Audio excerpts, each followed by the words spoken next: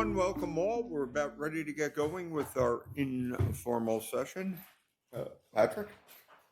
All right, so Mr. Mayor, members of council, as you all know, towards the end of every calendar year, we tend to have an overview of the city's finances, to including a review of the city's debt capacity. So this presentation will be given primarily by Davenport with the support of our finance department, and they're going to give the city and the public an overview of the city's debt profile and also the debt capacity. But before we get going, Monica Krosky, Deputy City Manager, will kick off and introduce our new Finance Deputy Director, Nikki Griffith. Thank you for letting me do that, but I think it's important that we give her a proper introduction to the city. Nikki Griffith joined us in July, and we are so excited that she's on our team. Nikki is a certified finance public officer. GFOA, which is the Government Finance Officers Association, is like 20,000 members and more strong. And Nikki served on their debt committee for almost 6 years. So getting to see a snapshot nationally of whether it's schools, cities, counties, states, what are the financial strategies they're using. We got her from the city of Chesapeake, where she was the assistant director for debt and strategic planning. And she did a lot of cool things there. One notable thing is that when Chesapeake, you might recall, Chesapeake transferred their treasurer's office investment portfolio to their finance department. That's like $1 billion investment portfolio. And Nikki was responsible for stabilizing that and standing it up to getting it on good ground. Prior to Chesapeake, Nikki worked as the assistant director in the state of Maryland's treasurer's office. And then prior to her work at the state level, she worked on the budget side as well as the finance side for some large counties in Maryland. Over her career, she's done some really interesting, innovative financing schemes, or not schemes, strategies, I'll say, innovative financial strategies. One of which was a public-private partnership financing strategy, and she actually won a national award for that debt strategy. Accounting undergrad and graduated magna cum laude from Salisbury University, and we are just so excited that she joined our team. You all know Cal and Austin. They're part of Davenport, who serves as our financial advisor. So with the addition of Nikki, we feel as though we have a powerhouse finance team working with budget, our other members of the finance department, and Davenport. So excited that we were able to recruit Nikki. So I just wanted to give her background to you all so that you could be a bit more familiar with some of her accomplishments over her career. So I think, Cal, are you next up to walk us through? So just wanted to do that. Thank y'all. Welcome. Thank you, Mr. Mayor. Mayor, members of council, city manager, and other esteemed guests in the room here. Again, Kyle Laux with Davenport, the city's financial advisor. Nice to see you as always. I think I would echo Monica's kudos there of Nikki. We've actually had the pleasure of working with Nikki in a number of those different local governments.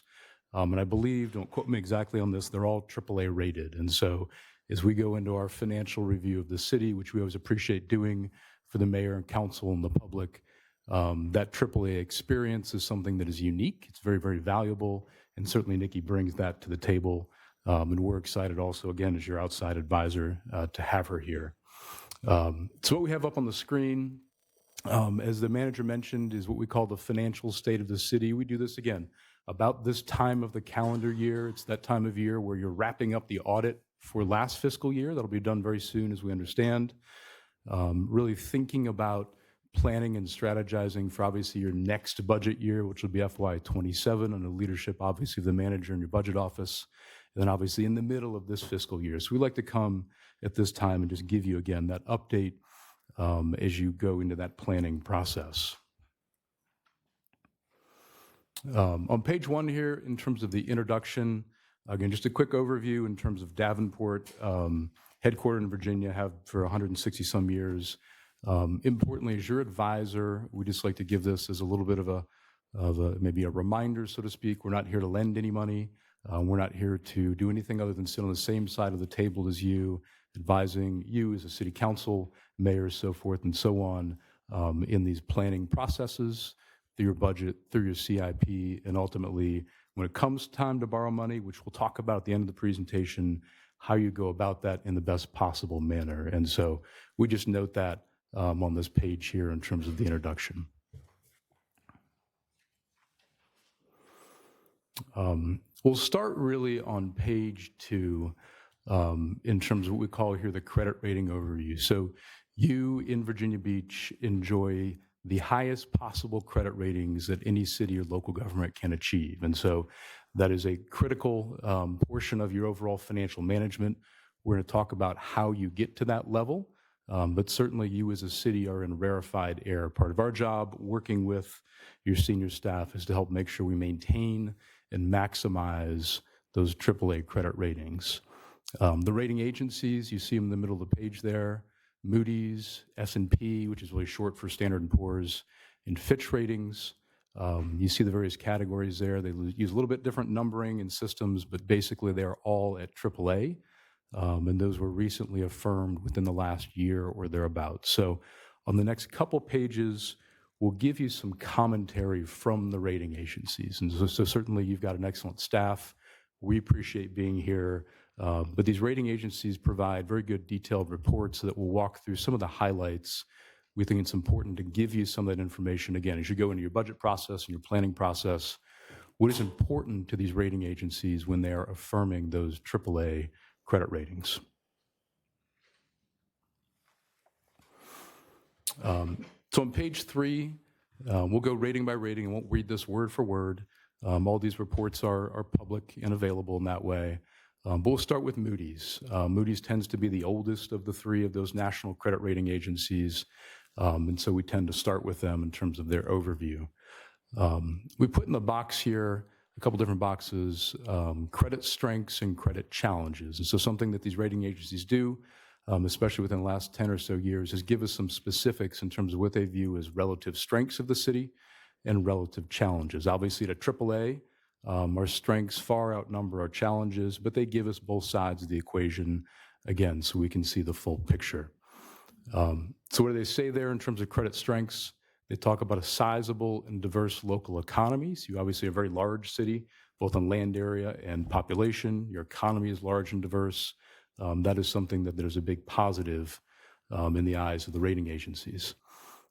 They talk about healthy property wealth levels, and above average growth of the taxable base. And so basically the fact that your tax base, primarily in the form of your real estate values, have been growing, been developing in recent years, is a positive to the rating agencies. They see that in their ultimate metrics that they use to come up with those AAA levels.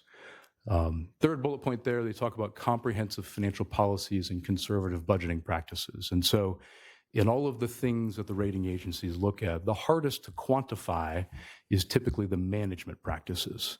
But they do care very, very much about how a local government like the city is run and how it is managed. You, as a mayor and city council, have excellent leadership. Your senior staff is very, very good and very experienced. And so they say that right there. You've got comprehensive financial policies that you follow and have for years and years. So that track record of staying on top of those policies, being able to sort of check those boxes year over year in terms of having a structurally balanced budget, having appropriate fund balance levels, having a appropriate amount of debt outstanding, and being able to show that going forward, not just in this year, but on a going forward basis, is very important to the rating agencies. They also talk about conservative budgeting practices. We've obviously had the last 4 or 5 years, an unusual 4 or 5 years coming out of the pandemic. Very strong economy broadly in terms of the nation, strong economy locally here. And so the fact that you've been able to, as a city, with your leadership here, evolve to that situation in terms of that economy, they've noticed and taken note of in terms of their rating. Obviously, as you move into next budget season, the challenge is always being able to understand and paint a picture about what that next budget cycle will look like. And so we'll talk about that on the next couple pages. They also, in the middle of the page here, they talk about credit challenges. So we're AAA. Again, our strengths outnumber our challenges, but they do note things that are useful to, again, take note of in terms of what's underpinning these AAA ratings. They say that our reserve and liquidity levels are below those of similarly rated cities. So part of what the rating agencies do is they compare us to other AAA cities and counties across the country. And sometimes those are small, sometimes those are very large. We tend to be one of the larger in that area, and they're doing a comparison across that. And so they do say there on a relative basis, our reserve levels are not quite as high as you might see. They also say in that second bullet point, there's some exposure to funding reductions and cuts at the federal level, specifically Department of Defense. They watch those things very, very closely. You know better than anybody with your management here what those are doing in terms of the local economy. We make sure to tell that story when we talk to the rating agencies, but they're clearly very, very important to both the regional economy and the local economy, and so they take note of that. Last bullet point I'll make at the bottom here, very last, again, at the bottom of the page, they talk about the long-term liabilities being manageable. So what they really are looking at there is our debt profile and our overall pensions and OPEB type liabilities. And what they're saying there is it's manageable. So we'll talk later in the presentation about the forward-looking view of that, but they look at that whole CIP.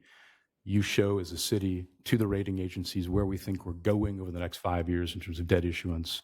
And to date, they've seen that as being manageable. Even though it is very, very large dollars, again, they see those management practices as being important to maintaining that. Second page in terms of, again, some summary here. Won't go into quite as much detail, but this is Standard & Poor's or S&P. You note here at the top of the page a couple of things they say, and they use their words very specifically. They talk about the city's large, diverse, high-value property tax base. So again, they're looking at the fact that our assessed values have grown in the last 4 or 5 years. They'll want to see and understand what that trend will be on a going forward basis. But to date, they've seen that being both large, diverse, and high value using their terms. And secondly, they say there's strong finances. And so what do they mean by strong finances? The fact that you have annual structurally balanced budgets. You've historically had some surpluses the last several years in terms of revenues versus expenditures. Maintaining that situation going forward will be important to maintaining these AAA credit ratings.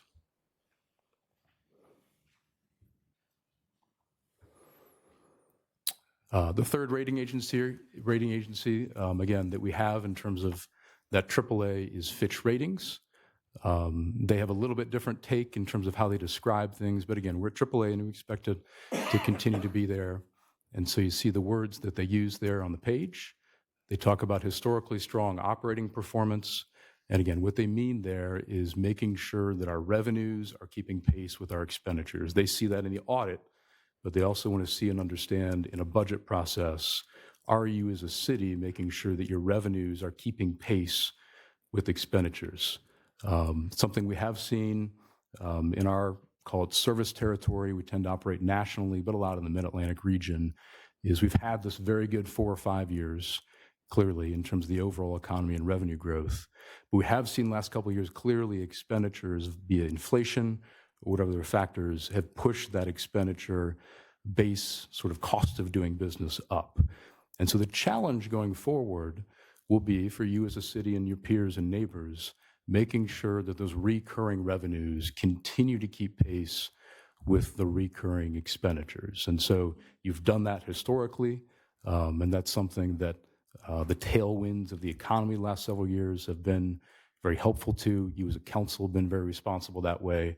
But we do see that as a continued challenge as we live in this environment where inflation has come down, but it certainly is not at a zero level. And so we're going to need to make sure those recurring revenues annually are likely growing to make sure they're keeping pace with the recurring expenditures that are needed to obviously run a city as large and dynamic as yours. They also say in the middle of the page there, we are at the center of a important and growing MSA. So they look at the region, they understand the Hampton Roads region, they understand really the anchor and the epicenter of Hampton Roads, and so they want to see and understand how the regional economy is growing. Obviously some of the big drivers there in terms of the military, et cetera. That's all part of what we as a city present to them on a going forward basis, but those are the dynamics that are less within our control on a day-to-day basis as a city, Those that are more within the day-to-day control are, again, making sure the structurally balanced budget, whereby revenues are keeping pace with expenditures, and our fund balance levels, we'll talk about in the page, are at the appropriate level and hopefully on the higher side of the appropriate level.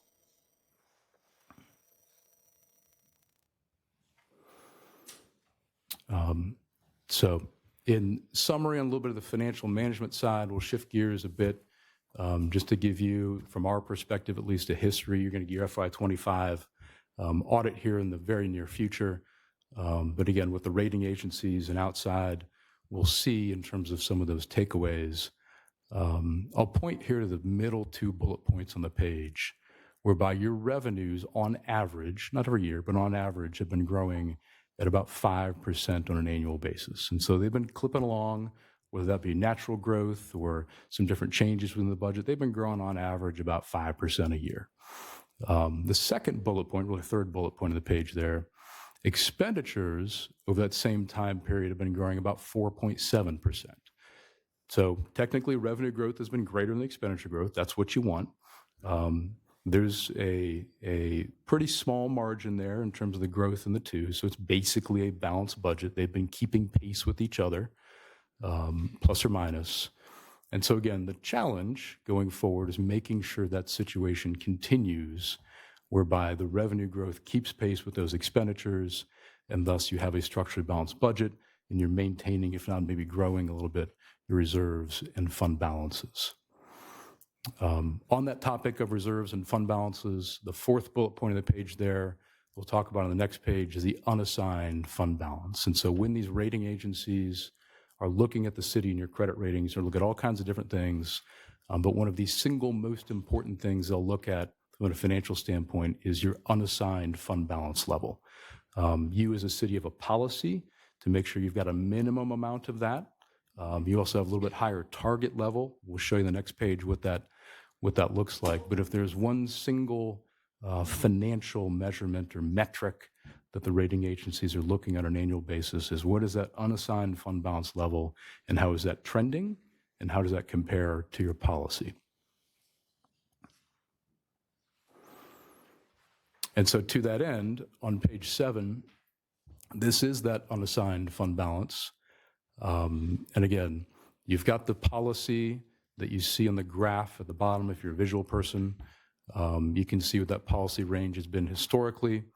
The minimum level there at 8%, and the sort of upper bound, that's that red dotted line, and the really yellow dotted line, sort of the upper bound at the 12%. And so what you see over the last basically 4 years is that level's kind of plateaued or even come down a little bit.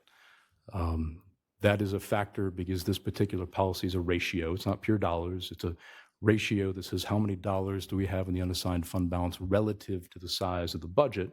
And so as that budget grows, the amount of dollars in that fund balance needs to make sure it keeps pace to keep ourselves within that 8 to 12% range. And so what we've seen the last couple of years is the relative amount of dollars in the unassigned fund balance has actually crept down a little bit. We're still very much within the policy level. We're not out of compliance with the policy. But in a perfect world, we would like to see that downward trend really flatten off and try and keep you as a city at a position whereby we're really on the upper end of your policy range. That'd really be ideal. We say that for a variety of reasons. One is cash is king. And so in any business, which you can think of the city very much as a business, we like that concept of cash is king. And I think that holds true in a lot of different ways. Also importantly, in terms of the revenue-making potential of that fund balance. And so interest rates where they are, the interest earnings on that fund balance, that just comes right back to the general fund. That's a great way to help counterbalance some of the inflationary pressures that you feel. And as we'll talk about in the latter part of the presentation, you as a city are embarking on a continued series of large capital projects. You've got the flood protection program, the other larger capital projects. And so as these rating agencies are looking at the outlook for the city and saying, as we'll talk about in the next section, we've got a bunch of stuff to do in terms of capital. That means we're going to borrow some dollars in a pretty substantial amount. one of the single best ways to counterbalance the fact we're going to be borrowing more is to make sure we've got a really, really good fund balance.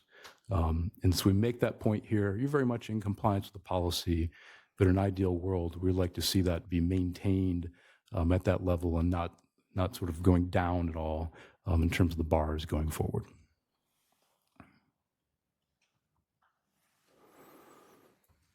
The next page, we'll just show you a quick comparison here of that unassigned fund balance relative to some of your neighbors and peers. So the rating agencies, when they do this type of analysis, they're going to look specifically at Virginia Beach. They're also going to look at what other cities around both the region and the nation do and where they stack up. And so on this particular page, we've just taken a series of other local governments around the region, different shapes and sizes. You can get a flavor here of what those others, they're all highly rated. You are the highest rated, but are all highly rated, what they look like. The bottom of the page, you see in that kind of gold bar at 11+% Virginia Beach. There are some anomalies here. So Williamsburg at the very, very top, much smaller than the city. But Williamsburg's an interesting one. It's a client of ours. They're very reliant on tourism-related revenue. And so because of that, they've always had, and they've got a good policy that way, a higher level of fund balance to make sure they've got enough contingency for the fact they've got one very large business, basically, or business sector that is dependent upon, or they are dependent upon for their revenue stream. And so we just point that out as one, they're sort of at the top of the graph there. But as you look at other regional AAAs, you've got a Suffolk that is smaller than Virginia Beach. Scale does matter here to some degree, but a Suffolk at AAA is at 24+%. Chesapeake's a little bit below us, but has some other fund balances as well. So I think the takeaway here is that where you are relative to your neighbors and peers is in good position. You're the largest of any of these, but we're by no means an outlier on the high side in terms of the amount of fund balance we have as a city relative to the size of the budget.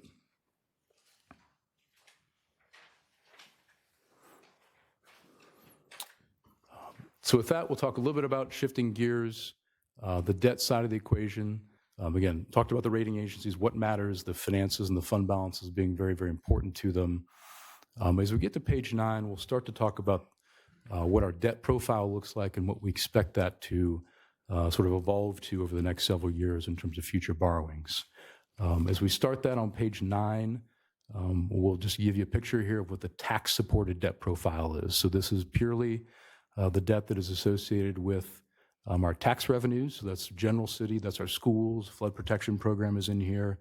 This is not water and sewer. This is not stormwater. Those are separate independent enterprise funds. Basically, those are fully paid for by the revenue streams that support them. And so because of that, that's an important fact, they don't play into this tax-supported debt profile that we look at on the screen here. There's about $1 billion outstanding right now. It's a large number, but obviously are a very large city, so you have to understand that relative to the size of the city. Importantly, and this goes into the planning and the good job the city's done historically, you pay your debt off in a very responsible manner. So this is all fixed rate. You look at the graph on the page there, these debt payments basically have like a ski slope down in the future. What that does is provides future capacity, future affordability. So as we'll talk in the next sections about adding new projects, adding new borrowings, you've got a built-in decline that your budget office can work with to layer these new borrowings in over time and try and minimize to the greatest extent possible the impact on the budget. And so again, you pay your debts off responsibly and it creates capacity to add these new projects that we'll talk about, obviously by virtue of the City Council approved CIP in the future in a responsible manner.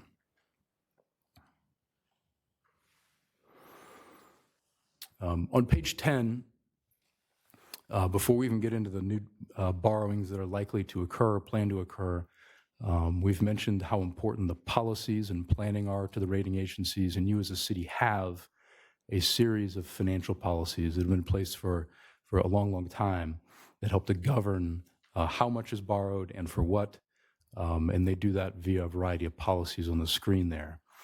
I won't read those word for word, but we'll show you some graphs of where we stand in terms of those policies even factoring in the new CIP going forward. I will note at the bottom of the page here that as your advisor, working with your staff, we look at these about every 3 years to say, okay, are these the right levels? The world of public finance evolves, the city evolves. Are these still the right policies and the right policy levels given the world of finance and given the city where you are right now? And so we've done that. We feel in terms of our recommendation, those policies are still appropriate and in a good position. So not recommending any changes, but just want to make sure we note that for the mayor and council that we have looked at that and looked at about every 3 years and say, okay, those are the right levels. And so again, on the page there, we have debt to assessed value, debt service to expenditures, fixed costs to general government expenditures, and a 10-year payout ratio. So each of those measures a different lever, if you will, in terms of making sure that the debt profile and the amount that is borrowed for capital is managed in a responsible way so that when we go talk to the rating agencies, we can show them that plan, show them where we're going, and again, give them that comfort that we'll continue to be a AAA city into the future. So as we shift to page 11, this is where we start to think on a going forward basis. So again, we're in this sort of budget cycle and budget season, thinking about the future. And to the planning sort of aspect here, what you as a city have identified across what we call charter bonds, PFRBs, and the flood protection program over the next 5 years is about $1.3 billion of new borrowing over that roughly 5-year time period. And so as we talk about the AAA credit ratings, one of the reasons those are so important is as you look at a CIP and a need to go borrow dollars of this magnitude, those AAA credit ratings allow you as a city to borrow at the lowest possible cost of funds in the marketplace. And so that's why, obviously, at the beginning of the presentation, we talked so much about that, because as we think about where we're going over the next several years, those are going to be very, very important in terms of making sure as we take on these various new obligations, we're able to do so at the lowest possible cost of funds.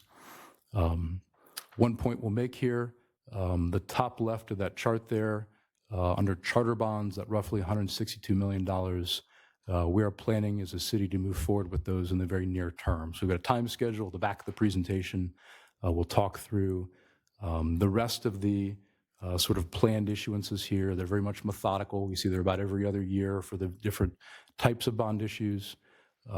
They are, for the moment, largely planning estimates, working with, obviously, finance, working with the budget team. We'll finalize what exactly those dollar amounts will be based upon the actual cash flows. But we are moving forward with the $162 million that you see in the top left-hand side, really in the first portion of the calendar year. So we just made note that to council, that'll be back in front of you in the relatively near term.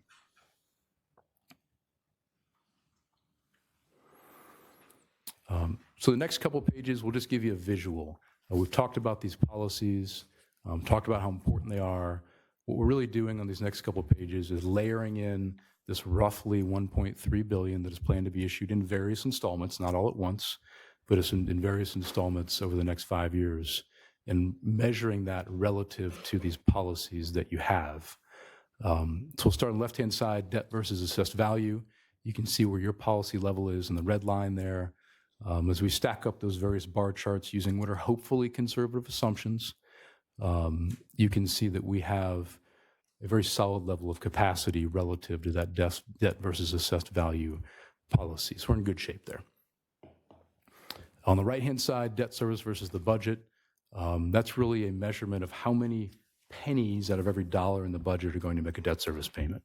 You can see as we start to layer those different pieces on, the dark green bars are the existing debt service. You see how that falls off very, very nicely. And that creates the ability and the capacity, if you will, to start taking on the lighter green and then the tan and the blue, which is the flood protection, and really maintain for the moment a relatively stable amount of the proportion of dollars from the budget going to debt service. But again, it does start to creep up in the out years, especially as the bigger dollars for flood protection comes in. And so we watch that very closely. It's a measurement of annual financial flexibility.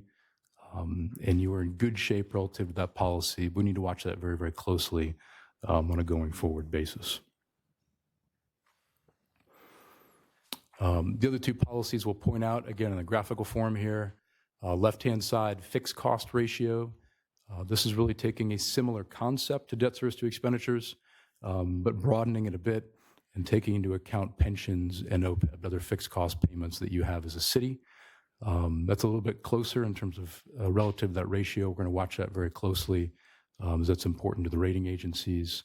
On the right-hand side, the 10-year payout ratio, again, making sure we're not pushing those debts too far into the future, which you are not doing, again, given your existing debt structure with fixed rate bonds that are basically paid off within 20 years. So with that, I'll pause for just a moment and let Nikki take over here with the plan for this next borrowing. Welcome. Thank you. Thank you, Kyle. So I'll go ahead and move on with, as Kyle alluded to, we've already started planning for the next general obligation bond issue. It will be a reimbursement of already spent monies for city projects and as well as the school projects. So you can see down there, it's about 115 million of city projects that we've spent on already, and a little over 47 million for school projects. And as the debt metrics showed previously, when Kyle went over that, we are projected to stay within all of our debt management policies with the projected bond issuance.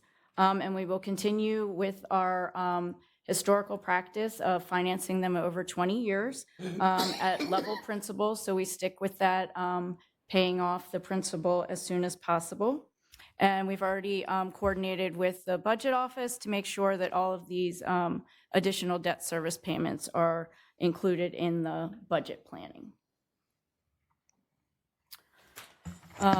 So Davenport also routinely reviews the city's currently outstanding debt to see if there's any opportunities for a refinancing. And we are fortunate that that is the case. So interest rates are at historically favorable levels, and they've identified some potential opportunities to refinance some of our older debt at a savings. And we would have the opportunity to reduce the interest rate on the bonds to get these debt service savings, but we will not be extending the maturity of the bonds, which is another best practice per GFOA. The industry standard is that we have at least 3% net present value savings on the debt service. So if we don't hit the threshold, then we would just not refund those at this time until we can recognize that type of savings. Currently, the Davenport is estimating about $2.9 million in debt service savings, and we are going to work together with Davenport and the budget office to see how we can best structure that to provide the most relief to the operating budget, to give us some options to, fund some other things that are important as well as debt service. And then finally, as we mentioned, it's subject to current market conditions. So up to the day of the sale, we could decide that we're not going to hit that 3% threshold. And so we'll just pull that from the sale and do it at another date. In my experience, sometimes we just go back a month later and do the refunding a month later. So it's always on our radar. So we'll keep that in mind.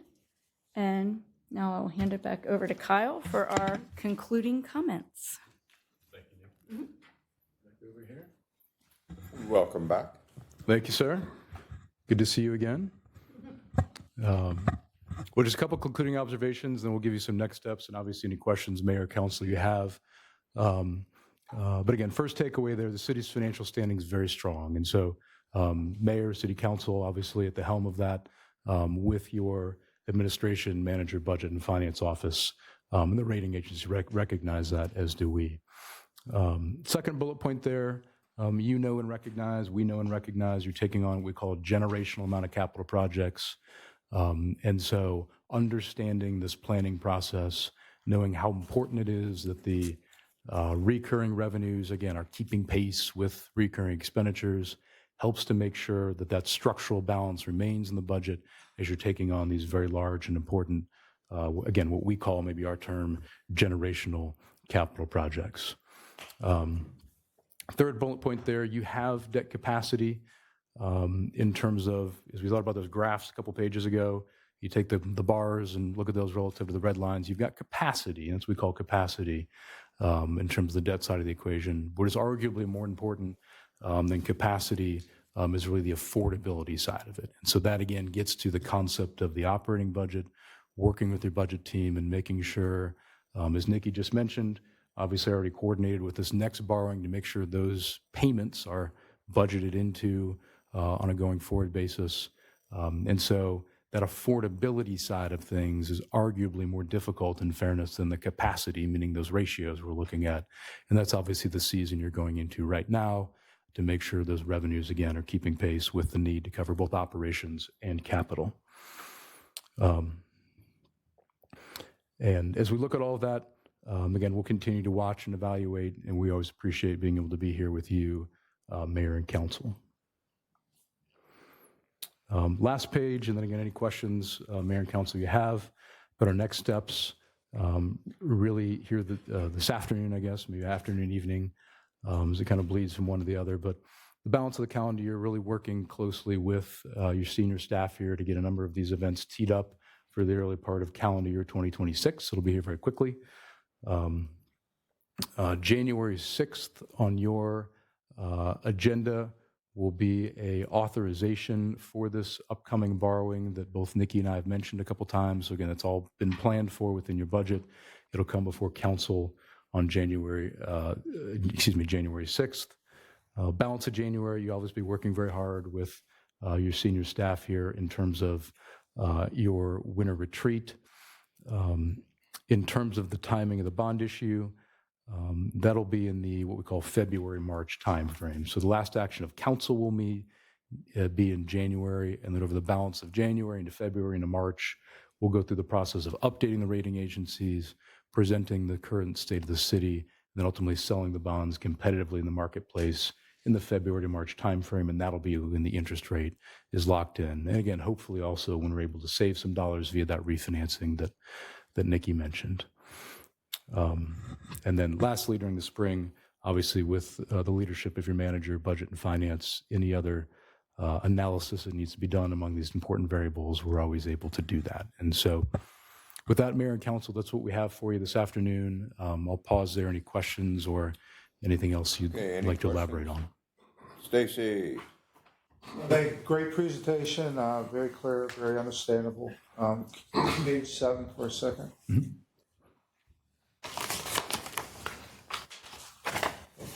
I'm just going to say this because I have to, but you expressed some concern about the dip in the fund balance.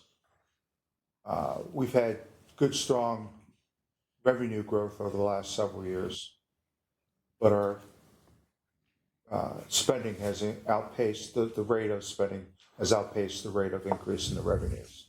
So, I mean, this graph shows pretty clearly that spending is what's driving that. It's not the revenue streams. Yeah, it's a combination of them. And so to your point, the amount of fund balance as a proportion of the budget has shrunk.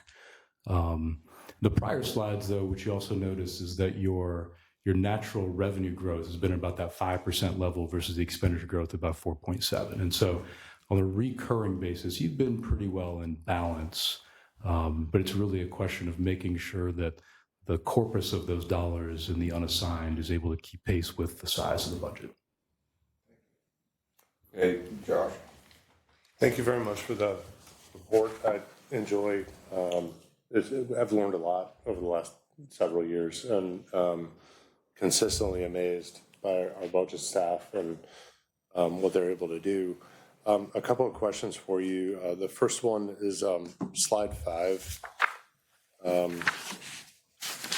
I read a lot of this stuff as just kind of, warning markers and things to keep in mind. And the second to last bullet that says although not expected, sustained decline in available general fund balance below 7.5% would reduce city's financial resilience and our credit rating. So I'm thinking about things like attrition and vacancy savings, and unassigned fund balance, and also the investments we're making in capital, reinvesting in capital infrastructure, particularly along stormwater and flooding.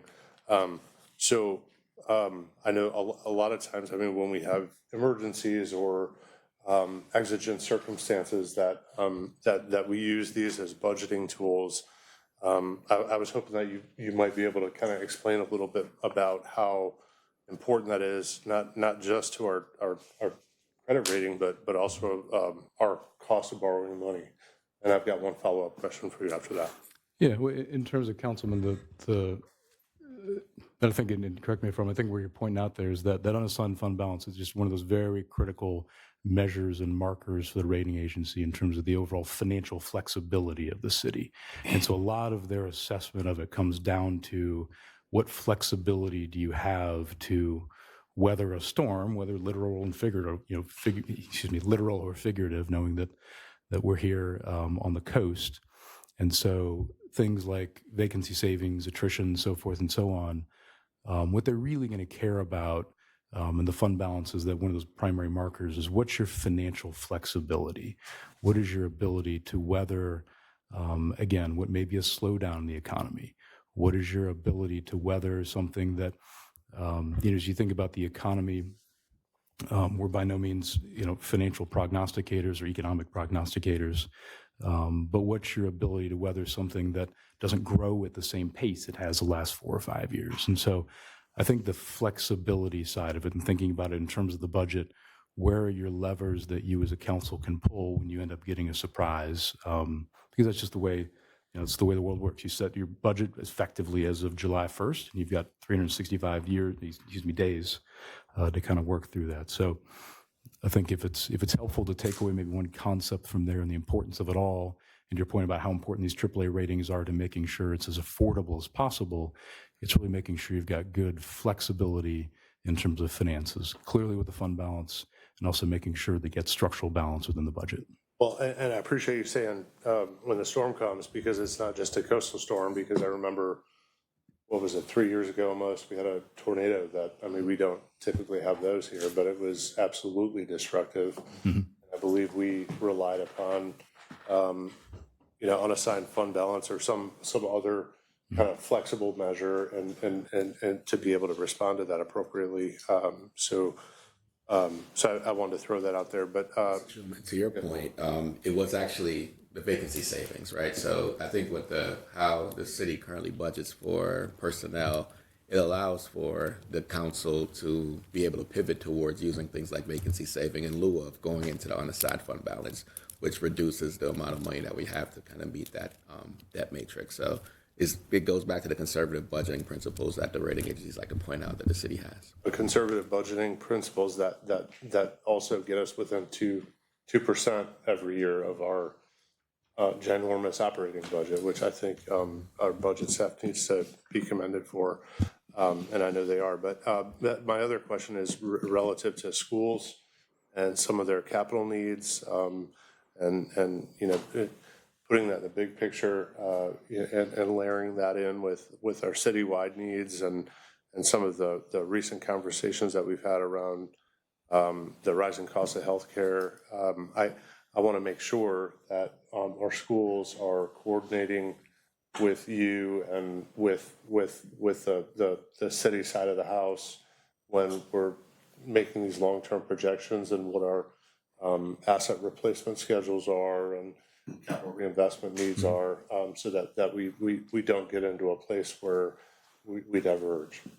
Yeah, and that is critically important because, again, in Virginia, where we're a little unique in Virginia, even relative to the rest of the country, is we really, as a city, while the schools are separate and independent, you really are responsible. You're sort of the funding source of last resort for those schools, and especially when it comes to capital.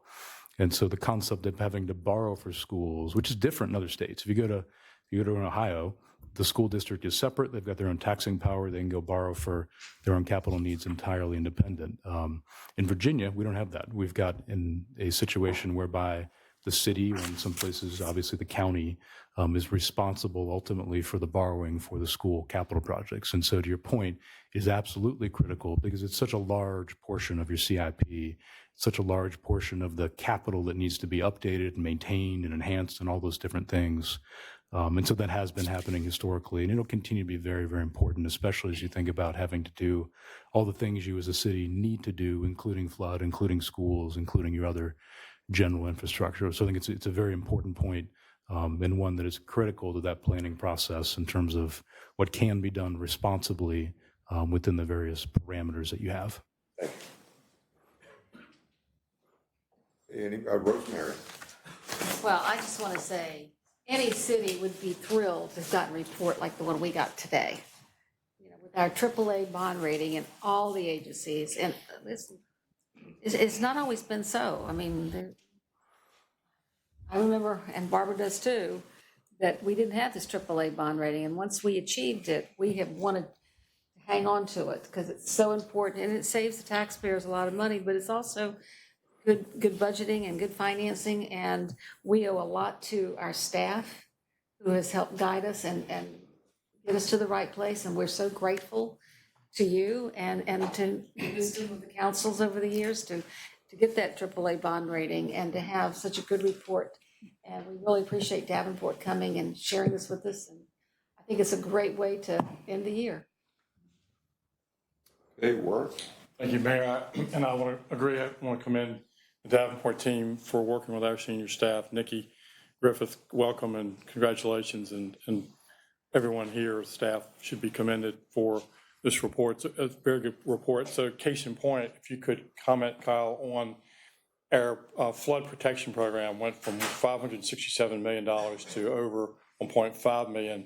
And we're able to take that hit an extra over $1 billion extra through, I guess, refinancing, but these are generational expenses that you're talking about. Mm-hmm. Can you comment on how I mean, that's a big accommodation.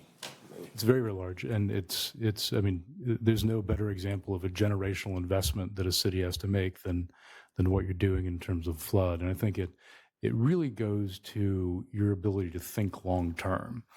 And so the city's ability to take what was originally 567.5, and through all the various reasons that we don't need to go into, and I'm certainly not an expert in, but to be able to plan long term to make sure that is manageable over time, which will continue to be a process to make sure that you're able to manage that. But it really goes to the expertise of your staff to be able to think outside of just the next couple budget cycles, but really over the next 5, 10, 15 years, how does that get rolled in a sustainable and responsible manner? Because that, again, there's no better example of a generational capital project than that. Patrick? Mr. Mayor, to add on what Mr. Remick said, I want to also acknowledge that when staff is ideating ways to manage the debt and manage the city's finances, we use Davenport as a backstop, because we're not their only client. They have clients all across the eastern seaboard and also into the Midwest. So when we come up with ideas, we use them as a backdrop to kind of be able to say, hey, is this something that's going to resonate well with the rating agencies? For example, last week when we presented to you all about the plan to take some funds from projects that are funded out in the latter years to bring some funds to projects that are ready to go for construction now, Davenport gave us some sound advice on how best to kind of package that and really kind of helped us feel like that was the best way to move forward on what we presented to you all. And Kyle, I don't know if you want to add anything to that before you guys wrap up. Yeah, I mean, I think it's Mr. Manager, to your point, what we enjoy doing, and certainly we work with a bunch of different local governments, and so it does give us a good perspective on what's been done other places. Your flood protection program is unique, but just how to think about and manage very large capital projects that take a long time. That's an aspect of all of these. They get adopted in the budget, certainly, but the planning and the design and the permitting, the execution of all these takes a long time. It's just the nature of it. And so helping, which we appreciate, to bounce ideas back and forth and understand, again, where does this take us, not just next budget year, but the next 4, 5, 6, 7, 10 years down the line, is something that your staff does a very, very good job of. Okay, Amelia. Yes, thank you again, both, and welcome. I wanted to point out on your concluding observations, I had two. One you've already mentioned to do with generational, and at the end, where you have a key component. That is very important, because we try to look in many ways to continue generating revenue. So talk a little bit more, just to kind of bring that home. Yeah, I'd be happy to. And so, again, to your point there, we've kind of mentioned this a couple different times, but just how important it is to make sure that your revenues, which are obviously at the discretion of the mayor and council, whatever those revenues may be, you as a very large city have a variety of different levers you can pull, to use maybe that metaphor in terms of the revenue growth.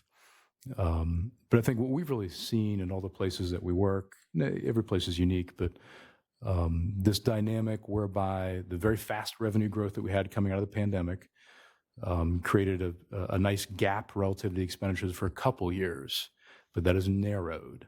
And so for most places that we work with nowadays, inflation is lower than it was, but it's still a pressure.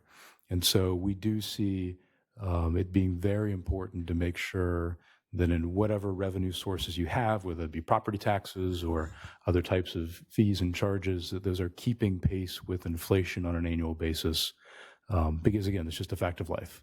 The inflation situation is what it is. You don't control that. We don't control that. But making sure that your revenues are growing in line with those recurring expenditures is very, very important.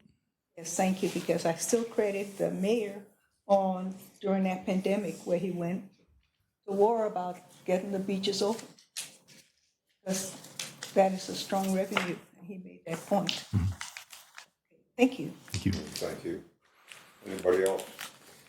Let me just say, I think we got a lot to be proud of, for the way we've handled things over the number of years, especially post-COVID, where there are tremendous, pressures put on us. And quite frankly, a lot of the pressures are, still there, as evidenced by inflation. The cost of government for every municipality in this great country of ours has gone up. And it's unavoidable, but once again, it's the confrontation of reality that we had to deal with it. And it's not, it's the cost of building materials. And, once again, we go to the things that, the essential services that we do that maintain our quality of life. It would be meaningless to have a great AAA bond rating if we didn't have the quality of life to go with it. And I think we were able to balance very well to the point where, we get national recognition for the quality of life that we have, the safe city that we have, and things of that nature. And then, dealing, with the other things like, within our mill rate, there's 30 cents of that come from unfunded and underfunded mandates and things of that nature. But the fact that, it takes a total team. It takes, it's not, it goes well beyond the council. It goes to management. It goes to the people of Virginia Beach for the quality of life they have, having the confidence to put their businesses here and things with us. But once again, as we look forward to the future and see the numerous challenges we've had, and we were just talking about that with, the stormwater regulations that we're going to be obligated to take care of, it's sure a lot better going into the game with a strong financial base. And that's how we're going to confront the future. So I just want to say thank you all very much. Great job, folks. Thank you.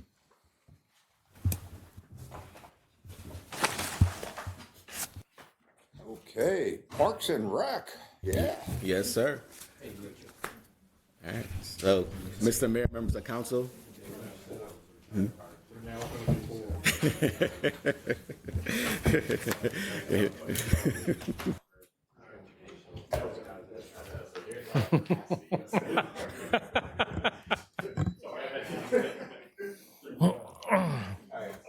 Yeah, no, you're fine.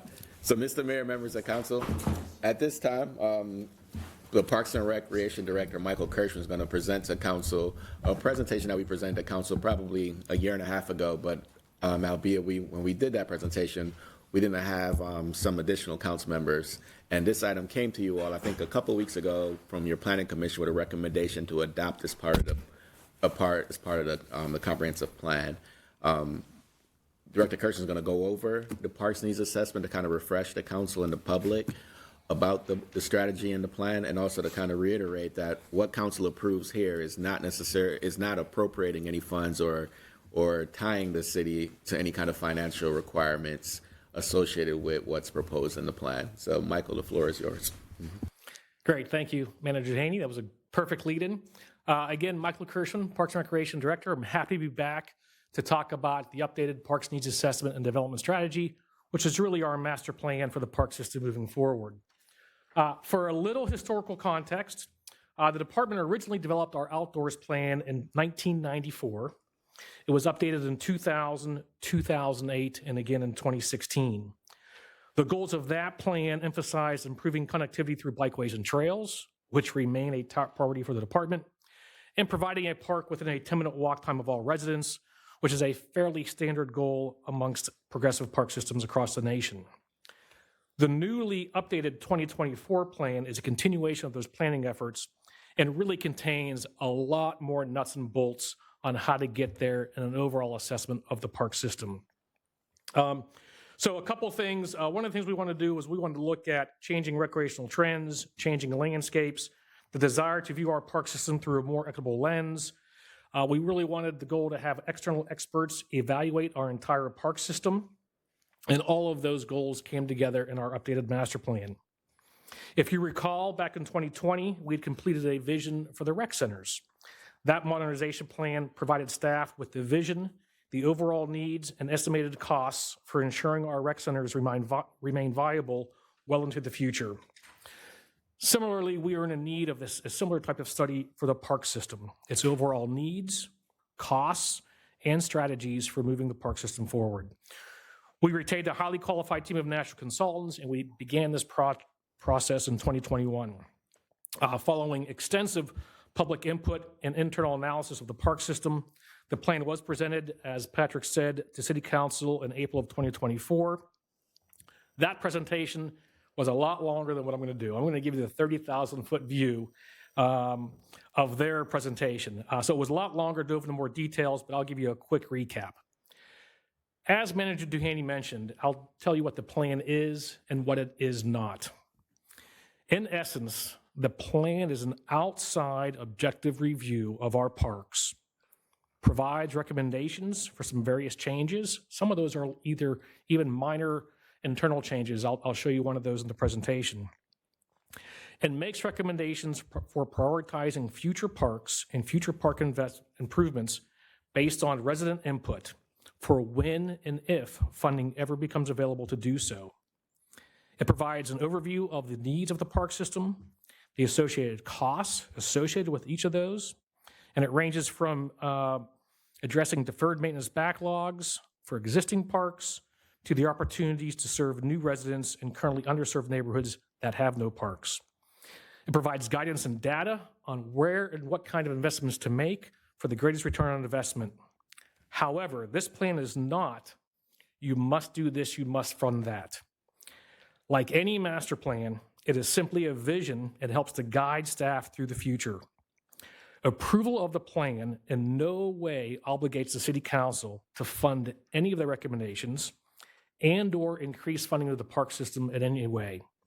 It merely attempts to provide sound data and public input on the highest priorities and gives both staff and council an idea of the overall park needs of the system. Finally, having an adopted master plan is a key component to maintaining the department's national accreditation. We were the very first department in the state of Virginia to become accredited in 1999. We were the 19th in the nation, and only 2% of all municipal departments in the nation hold accreditation. So we're very proud of our accreditation, and this is a key component to maintaining that status. Thank you. So all that being said, Oh, Chad, this is not working again. Can you advance it for me? This happened earlier on the previous, we were helping Davenport out and it wasn't working on theirs as well. And by the way, with me, of course, is Chad Morris, Administrator for Capital Planning, who you all know, and is responsible for the capital program of the park system. It's doing the same thing. It's advancing on the computer, but not the screen, right?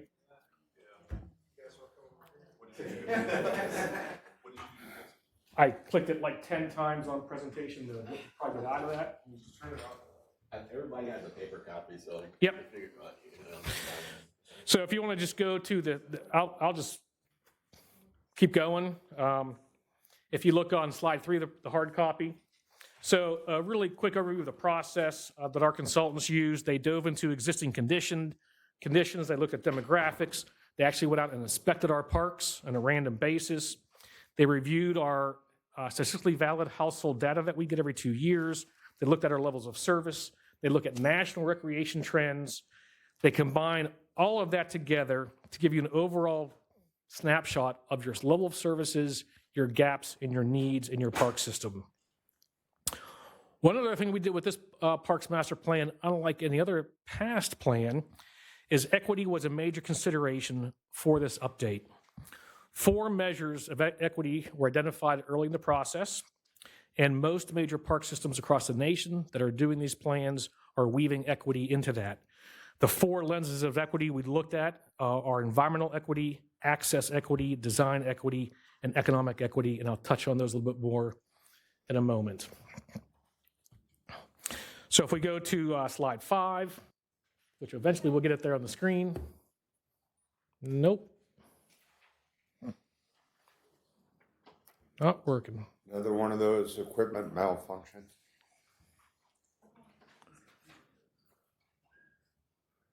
We try now?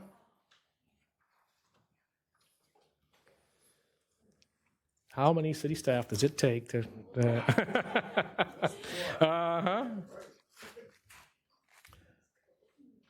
So I'll keep moving on as they work on that. If you look at slide 5 of the presentation, so one of the first actions of the consultant was really to gain an objective look, because again, we're staff. We can be somewhat biased when we look at our own facilities and our own services, and gain an objective look at the park system. They looked at our developed park sites, our current undeveloped park sites. They looked at the quality of those parks, the types and numbers of recreational amenities to meet the needs of our population, and we're there. And they looked at, yep. They looked at access to parks. Thank you very much. And that really gave our consultant a snapshot on the current status of our park system, who we're serving, where, how many amenities we have, is it meeting the demand, what's the quality of our parks out there. One of the things they also did, as I mentioned, some of the aspects of the consultant's work was really looking internally on how we even classify our parks. Here's an example of one recommendation they gave us that we've already implemented. Leading up to 2024, we had been classifying our parks into 16 different categories. It was just a little onerous, and they recommended us moving to a more manageable 5 types of park classifications. That in no way changes the park system, in no way changes the level of services, in no way changes the quality of our parks, but really is an internal change on our part to streamline how we look at our parks and how we classify them. Next really came a deep dive into the current status of the park system, its amenities, access equity analysis, and where the park system is likely meeting current recreational needs and where it is lacking in certain amenities. As you can see from this chart, there are numerous types of amenities, either non-existent or at significant insufficient numbers to meet current demand, based on population, based on national trends and local trends. A good example of this that you're all aware of is outdoor pickleball courts. According to all of our data and our national consultants, we would need approximately 20 to 25 new courts installed today to meet current demand. And this sport is only growing. It remains the fastest growing sport in America with 20 million players in 2024. This is a 45% increase from the previous year and a 310% increase over the past 3 years. Additionally, pickleball is projected to grow at a compound annual rate of 15% for the next 8 years. It's not going away. It's continuing to grow. Professionally, in my career, I've never seen a recreational trend take off this fast and sweep the nation so quickly. And it's just one of the many reasons why updating your master plan every 10 years at least is so needed. Trails are another highly desired amenity by the public, continues to mimic national trends, and we are making strides on that, and the VB Trail, once it's built, will certainly help meet some of that current unmet need. The consultants did an excellent job of overlaying various data sets based on the previously mentioned equity dimensions to determine areas of the highest need for potential future investment. You can see on the maps here where the highest needs are. There's the 4 different levels of equity we looked at. For instance, access equity is that standard 10-minute walk time to a park. Who has such access versus who does not? The CDC Social Vulnerability Index is an index of 20 or 16 different variables that's used by the health department and many others, as well as a conditions assessment.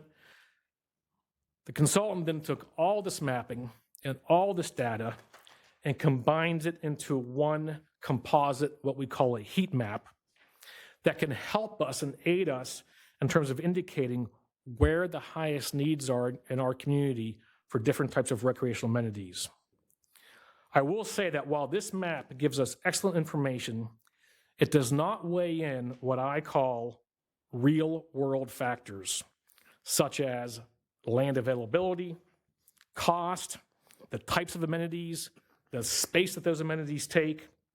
And so while it's a valuable tool for helping us prioritize future resources, it's just a tool. So I just want to mention that.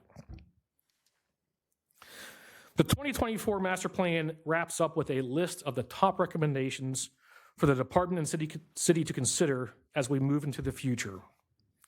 Each of these recommendations come with a cost, and they're each exclusive of each other, and they're focused on 5 key areas. The first, of course, is to continue to address deferred maintenance within the parks. This is the routine and normal repair and replacement of existing amenities that have outlived their lifespan. So it's just like us going in, approximately 15 to 18 years, replacing a playground that needs replaced. We're replacing an existing amenity in an existing park. This is critical for the continued delivery of our existing levels of service, and if we want to continue providing the level of health, wellness, and social outcomes that our current park system provides. However, only focusing on that recommendation and doing deferred maintenance backlog doesn't fully recognize nor capitalize on our land assets for the greatest ROI, nor does it help bridge the deficit in park access or things such as recreational trends such as pickleball or some of the amenities that we don't have in the system at all. Hence, the additional recommendations attempt to address those deficiencies by recommending investing at some point and at some level in the future, investing in our underdeveloped parks, as well as investing in our backlog of undeveloped parks that are still awaiting to be opened. Just for a little refresher, underdeveloped parks are those parks, and we have about 100 of them, where it's a park and it has maybe one recreational amenity. So it might be a 5-acre, 3-acre neighborhood park with a playground, and that's it. And while that amenity is great for that subset of the population, with kids between 6 and 10 that want to play on a playground, it's really good, but a large portion of the neighborhoods in the area around that park don't utilize the park because there's nothing there for them to do. Research is pretty clear. It shows once parks reach 3 to 4 amenities within a park, visitation, utilization skyrockets, and then your ROI goes up. So for a little more investment, we can really capitalize on these land assets that we have. So that's underdeveloped parks. Undeveloped parks are the park sites that we've acquired over the years that really have no amenities whatsoever yet. They're awaiting future development. It's great that we have those. The city was extremely looking to the future. A lot of these properties were purchased with the open space program. Some were purchased 10, some as much as 20 years ago. They're still awaiting development. We've only opened 2 new parks in the past 10 years, and we have no new parks in our CIP scheduled right now or funded for the next 5. So there's no new parks coming other than, of course, the TIP-funded Rudy Park project. That's a challenge for us moving forward.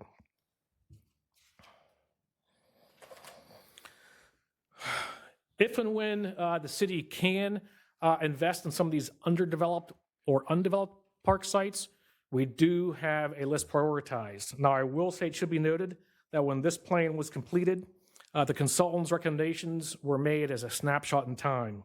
Since that time, there have been additional acquisitions that have occurred, such as the Washington Square parcel, which is in a high-needs area, no parks, was identified years ago as a need for a park site, as well as we have the upcoming anticipated Bayside 6th grade campus, high-needs area. The community there had been advocating for this for over a decade.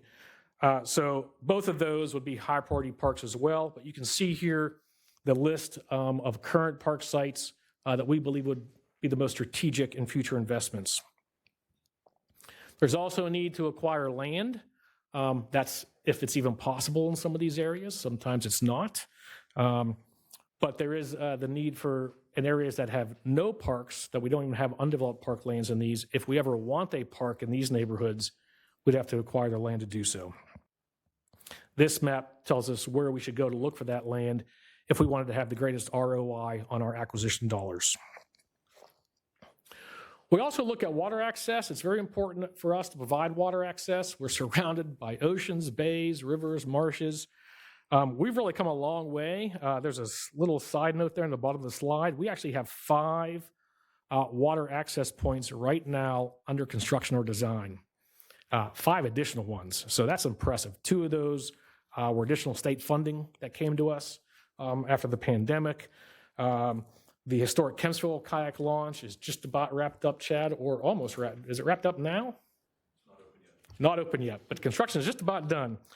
So we're making headways, but again, moving forward, we have identified additional park sites where we could add additional water access for the public.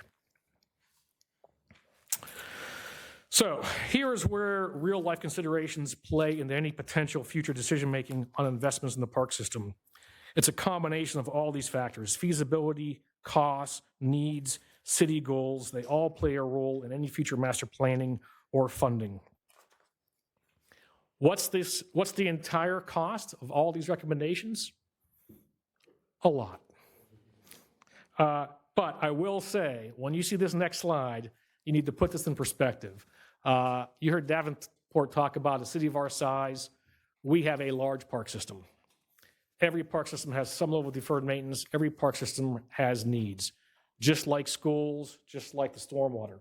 So the next slides I'll show you is the total fund. It'd be no different than the schools coming to you saying, here's a total amount to fix up every school and build everything we need. Or the stormwater folks come and say, here's what it costs to build every floodgate, repair every pipe, and do everything. This is a snapshot on the total needs of the park system at this time. Roughly $777 million. Now, that's not going to happen.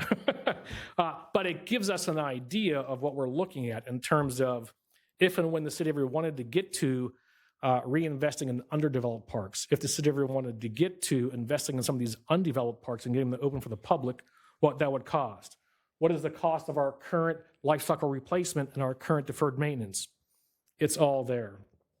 You'll also note that land acquisition takes a big chunk of this money, and I would just put that aside for right now and focus on the top 5 bullets. Doing so and breaking these numbers up over 5-year increments, you can see that the investments are potentially spread out in time and certainly get a lot more reasonable in terms of bang for your buck and what could happen. Currently, as I said, we are really only doing number 2, life cycle replacement. The vast majority, almost 100% of the Park and Recreation CIP budget goes to life cycle replacement, repairing and replacing existing amenities. We do not have the funds to really do any amenity construction for undeveloped parks or undeveloped parks. So at some point in the future, during a formal council meeting, we'll be coming forward, hopefully, and asking for approval of the master plan. But at this time, I'm happy to take any questions. Okay, any questions at this point? Stacy? Thank you. Somewhat encouraging. Good. One is, when you look at, I guess go to page 7, Chris.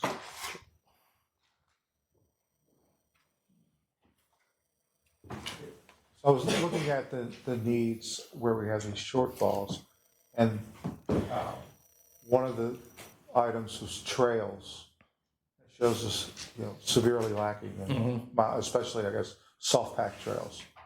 But we do have First Landing, which is a state park, Correct. which is a tremendous resource and, to the community. That, I guess if you included that helps. It does. Quite a bit. And we have Back Bay, which Back is Bay. a phenomenal asset. We have the beaches that you can walk on. But keep in mind, when we do, so most of this data, this is coming from a random household survey that surveys the public and says, what's your need? If they have access to the HOA pool or tennis courts or playgrounds, if they go to First Landing, that's wrapped into their thought process on their response for need. So the fact that we have those assets are captured in this data, if that makes sense. Okay. And then can you give us a quick update on the status of the entire BB Trail? Sure. Chad was here, and he's the expert on this. Phase 1 from Newtown Road in Norfolk, just past Town Center, spanning over Independence Boulevard. It's fully funded, under design. We're still waiting on the signed agreement for the federal grant. Phase 4 is fully funded through the state grant, and we're waiting for word on our next federal grant for Phase 2 that we might hear about within the next month. Anything you want to add to that, Chad? No, that's correct. For Phase 1, we're still waiting the government shutdown, getting the agreement with the federal government kind of delayed that, but we should be expecting that agreement back anytime soon. Still working on the design for Phase 1. And as Michael mentioned, Phase 4 is part of the Smart Scale grant, and those funds come forward to the city in 2028, and we'll start the design process at that point in time. We're also looking at different delivery models for those projects, potentially design build or progressive design build. So we're looking at that to see pros and cons of going that delivery method as far as saving time, saving dollars, or best way forward to get that project implemented. And also, as Michael mentioned, we're waiting to hear back from the Safe Streets for All grant, which we were awarded $14.9 million for Phase 1. This is the same grant that we submitted for, and we do hope to hear sometime this month. And that was for 20? It's a $20.8 million. Which phase is that? That would be Phase 2 from Constitution to South Plaza Trail. About 2.3 miles, I believe. Phase 3 is where? Unfunded currently. Thank you. When we get the signed agreement back from the feds, that starts the clock on getting Phase 1 built, and we have a 5-year to get that built. And that one involves the bridge over Independence. There's going to be a bit of engineering and work. So once we receive that signed, we have 5 years to get that Phase 1 done. Okay, Cash, Hutch, and Amelia. I was just saying hello. Good job. When I see a hand go. No, I know.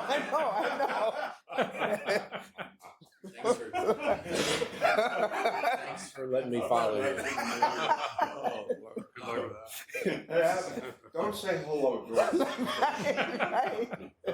So, first thing is to piggyback off of what Stacy's asking and talking about is like, just like you did on the last getting the slides rolling and all, Chad, let's hit that 5-year mark in like 3 years for phase one, so we can get some people on it. Yep. You know what I mean? Like that's a big. I know. If we don't get the bridge yet, okay, I get it. The bridge over troubled independence, as we'd say, but yeah, that's going to be a big project. But if we could get all the way there, that would really be nice sooner.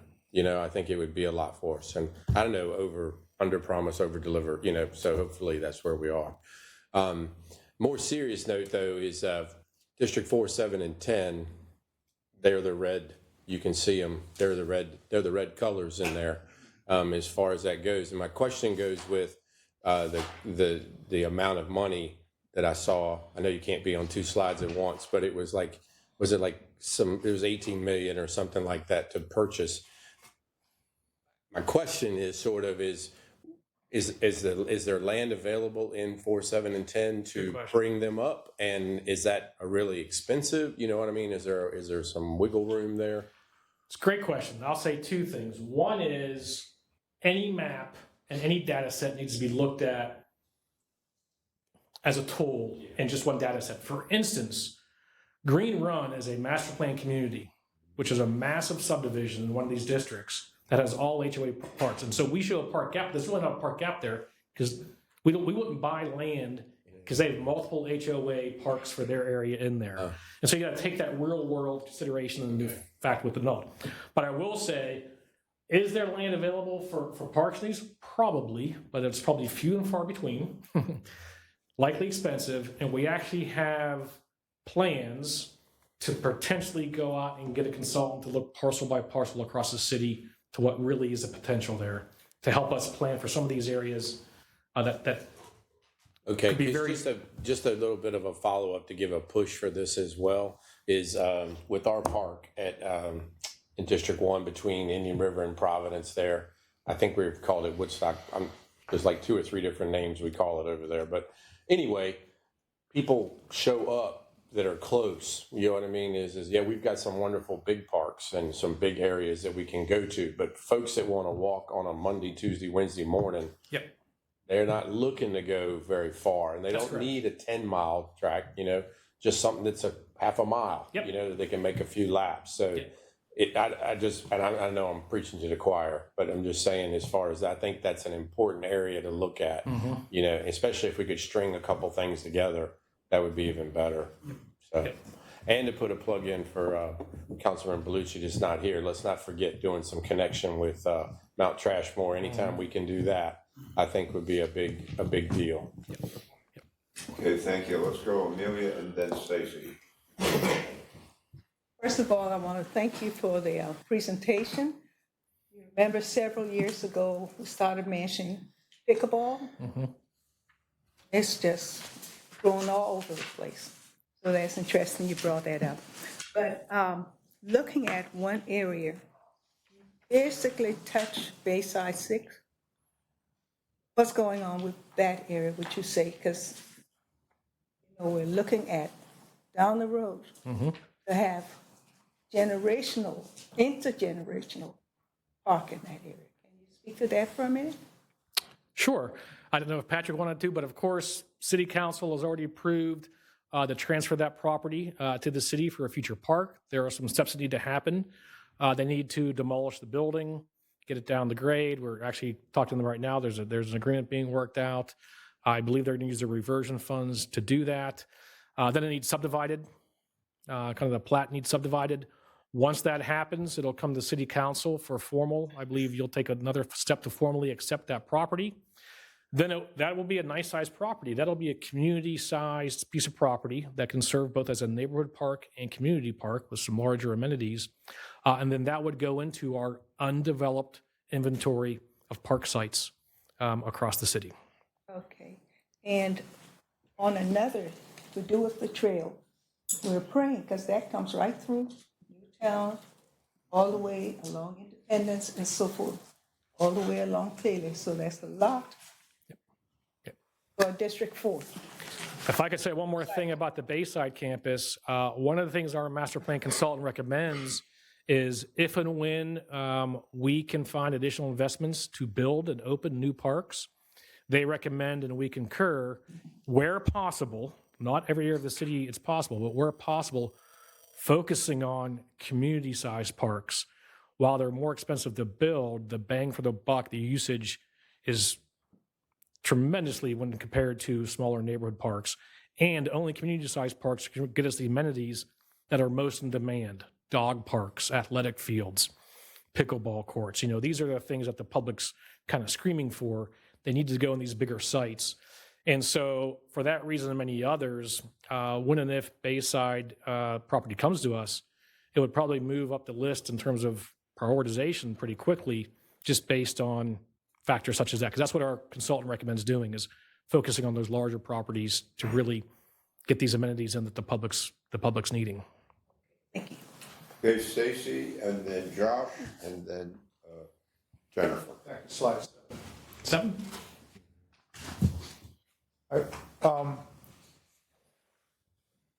Is there an opportunity to venture with either private sources or schools, universities locally here to help in the development of, especially the ITA, where we're looking to do some really good things with action sports? Yes. Have we looked there? Is there a thought process about using some other resources? Sure. A couple things. Short answer is yes. Out of the 4 cities I've worked in, and out of all the other park recreation departments I know of and directors I talk to, we probably have the best relationship with our school system that I've ever seen. The public can use those assets on the school grounds, weekends, evenings, all summer long. We do cost sharing with them to pay for those things. We count those assets in our inventory, give them a partial credit for public use. So that in itself with the public school system is amazing. We have numerous times in the past reached out to universities to gauge their interest in joint ventures. We've had good conversations, but unfortunately they typically they don't want the general public coming into their sites if it's ever built, right? They got to keep it for their residents only. When it comes to action sports or major projects, there's certain opportunity to seek private funding. That would be future RFPs, future RFIs in terms of interest levels and who has capital that would want to invest in something. More commonly, I've seen across the nation, kind of what we did here with the sports center. The city builds it and pays for it. You have outside groups that want to operate it, but seldom do you have somebody come to the table with 10, 20 million to build it on their own, because the return on the finances just aren't there, but it is possible. I'm thinking, one thought I had is a cross-country track in the ITA. Yes. If we had a world-class cross-country track, or course, I guess they call them, if we had a world-class cross-country course, that the local universities would certainly be able to use that. Our school system would be able to use that, and also be available to the public at times. So I just see that as a great opportunity to bring all those resources that they would have they'd have a stake in that. I agree. Thank you. Okay, Josh and Jennifer. Thank you, Director Kirschman, and Mr. Morris for coming back and sharing this with us. And I think it tells a whole bunch of different kind of stories. But the one story we should all be really proud of is the award-winning Parks and Rec department that we have. And the wonderful park amenities that we have and the number of them, and how impressive your staff is at managing them, considering the level of investment and the geographic scope. And as Councilwoman Ross Hammond was speaking, and Councilmember Cummings brought up how do we pay for this stuff?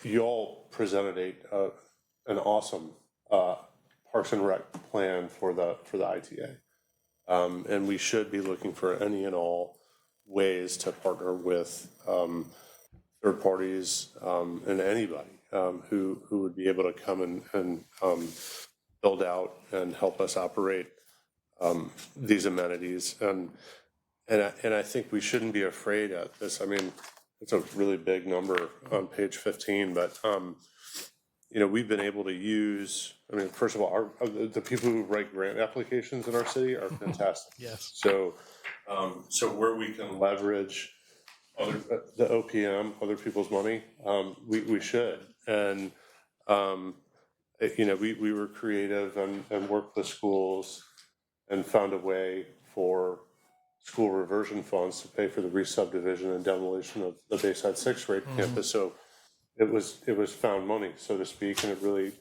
you know, and I commend and thank city staff and school leadership and the school board for the collaboration there. And yet another example is Rudy Park and the fundraising campaign that I know will be successful in bringing in millions of dollars to help pay and underwrite, you know, for those amenities. So just because there's a big number at the bottom of the page, these are decades out. That's correct. And some of it, and these are choices that we have. So I thank you for the work.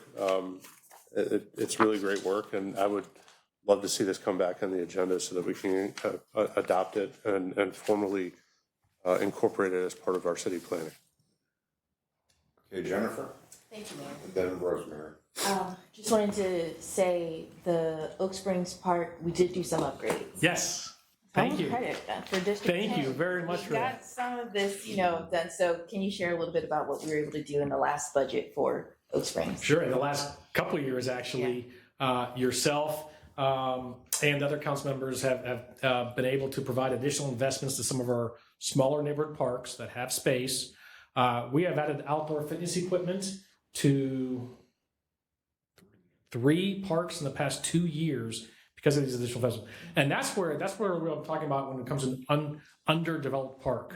There's only a playground there, so there's only something to do for young children just for a couple of years. But by going out there putting in outdoor fitness equipment, now you have something for adults to do. People that want to work out outdoors and use that equipment, it just brings another user group, gets more eyes and ears in the park, gets more park usage. We have these incredible land assets that really a lot of times don't get a lot of use because there's just not things there to do. But by adding these additional amenities, making these targeted additional investments to existing parks can really up their game in these neighborhoods. So I want to thank you as well as other council members who have done this for parks in their districts. Hey, Rosemary. As always, Michael, you do a fantastic presentation. Thank you. And, Thank you. And our citizens love the Parks and Rec Department and all that you provide. And we still have to be very, very mindful of taking care of what we have. We've got the big 3 rec centers that are reaching a point that we're going to have to do something soon, or we're going to have some major issues. Great Neck is starting this year. Oh, good. So we have Great Neck, Bayside, and Princess Anne. Correct. They need some serious work done. Yep. They were not included in this plan. We only looked at the parks because we do have a funding strategy, a funding source, and a plan for the rec centers. So that helps. That's why it's not on this list of needs. The rec centers kind of have their own separate pot I'm happy to hear that because it's and dedication. But we also, throughout the city, there's also the parks that have got to have shelters replaced. Correct. That's what a lot of this money, that's all what this this money's other going stuff. towards. So we still have to remember that we got to take care of what we have and balance. It's always about balance, but. And the pot to do that kind of stuff, repave parking lots, replace shelters, bathrooms, is general fund. And you did a lot with Red Wing this year, I know. Yes. And we got one more old, decrepit old bathroom at Red Wing in the back. That'll get done this year. It's funded in our current CIP. We've really hit some of these old cinder block, really old bathrooms. Some of them weren't even on city water. That was Bayville Farms we did last year. We finally got that redone and hooked up to city water.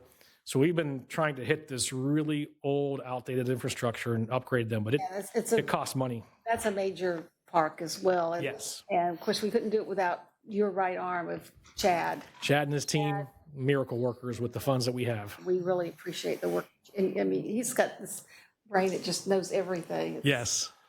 like an encyclopedia of parks. But anyway, we thank you, and our citizens treasure this. And it's one of the reasons we have the quality of life we have and being the #1 Parks and Rec Center in the country. We clap Thank now? you. Yes.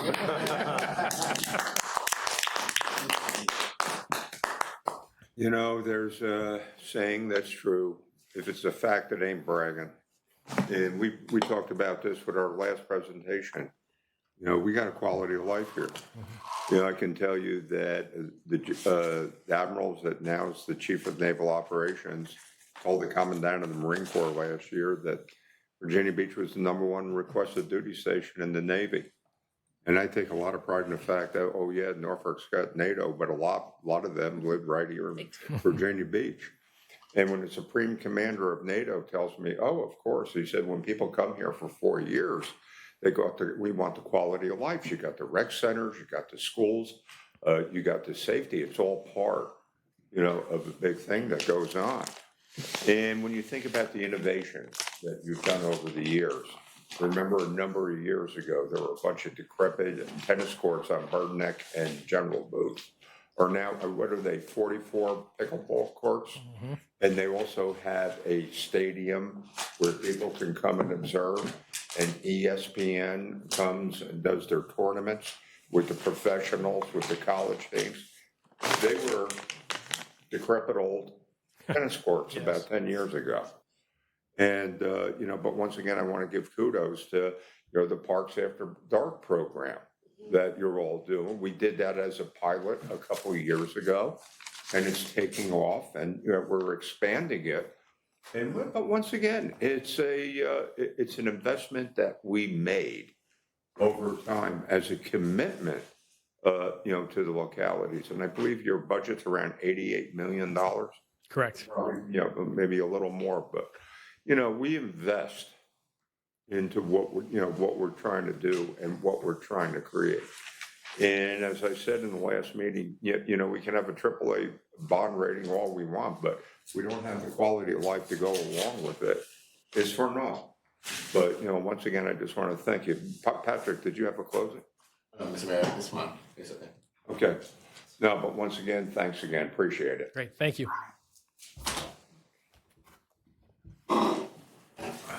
Okay, we're moving on. Council liaison reports. Anybody? Okay. Amelia. Thank you so much. First to start is a policy with the Hampton Roads Transit Commissions and several others that there are 2 liaisons or commissioners in there for each city.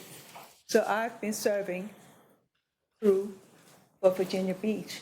And just about last month, the governor did make a new appointment for Virginia Beach. And so I thought to bring him here so you all could get a chance to meet him and welcome him. Could you please stand up, Mr. Jay Jamison? And he's also president of the Sky Surgical, which is a medical company. Right? So we wanted to welcome you and let you, all of our colleagues get to see you, since you're going to be with me like a partner representing the city.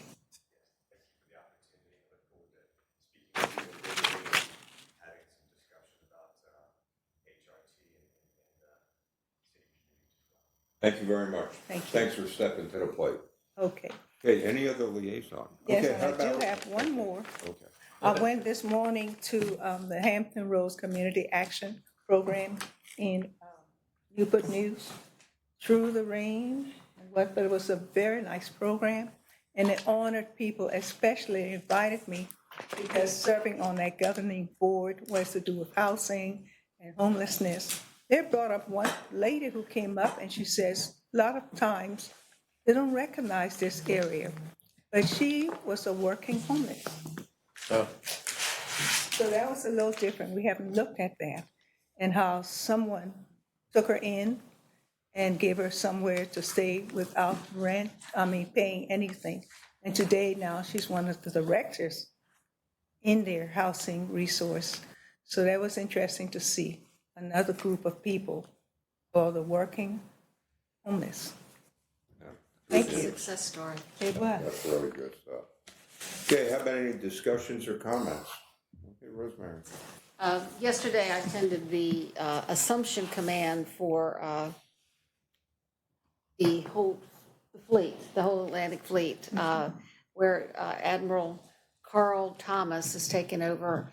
And this was Admiral Call's position, but he left in August, and they had an interim person now. So, but now there's an official, and it'll be Admiral Thomas. And it was a beautiful ceremony on the Harry S. Truman, which was very exciting to go on. Anytime you get a chance to go on an aircraft carrier, it's exciting.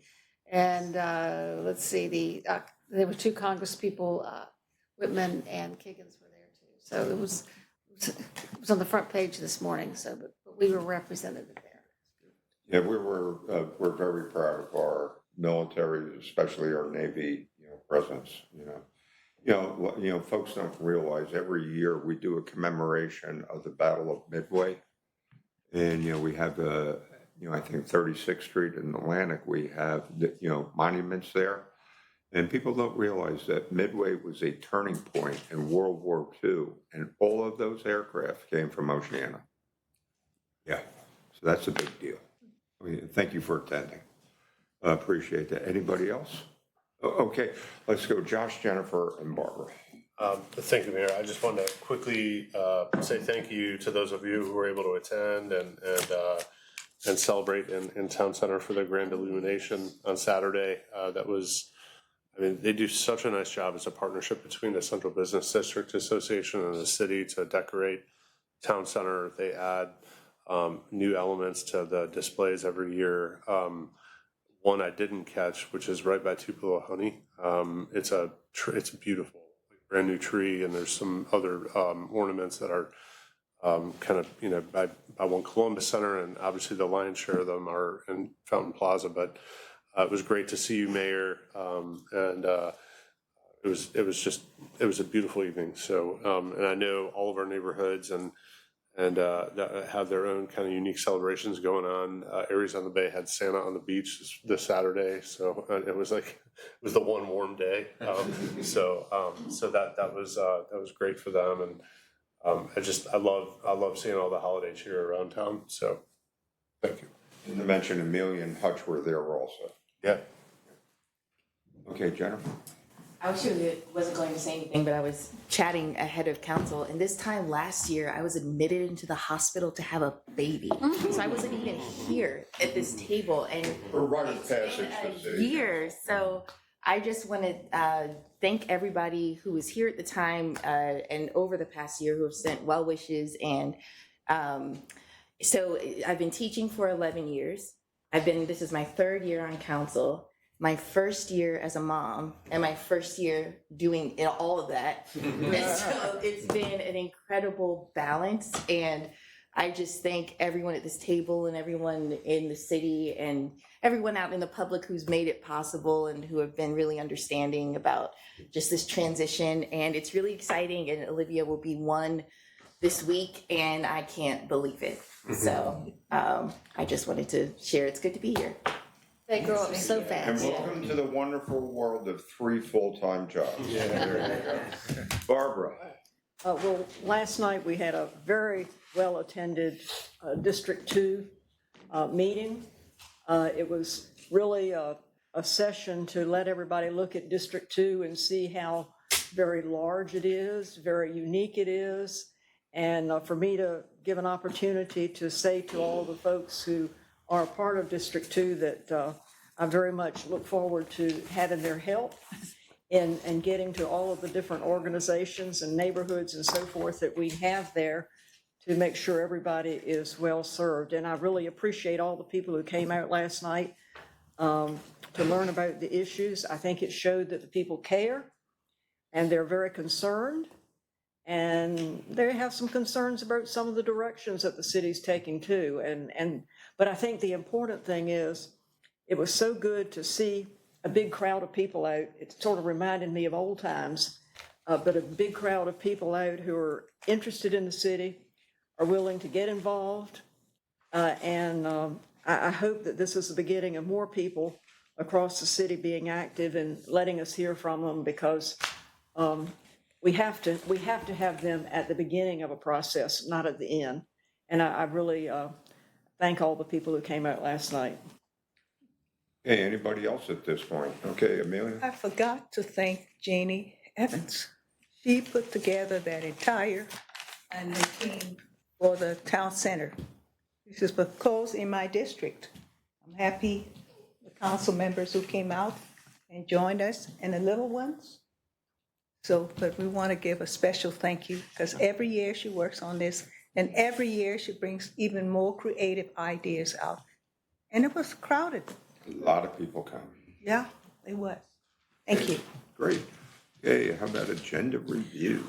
Well, we only have 3 items on our agenda. Is everybody okay with them all being on consent? Yes.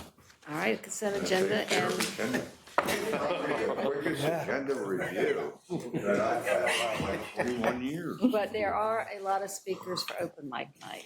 I think the last count was about Yeah, 20. Stacy. So I know we're having public hearing tonight on the tax exemption items. I just want to put it out there that one of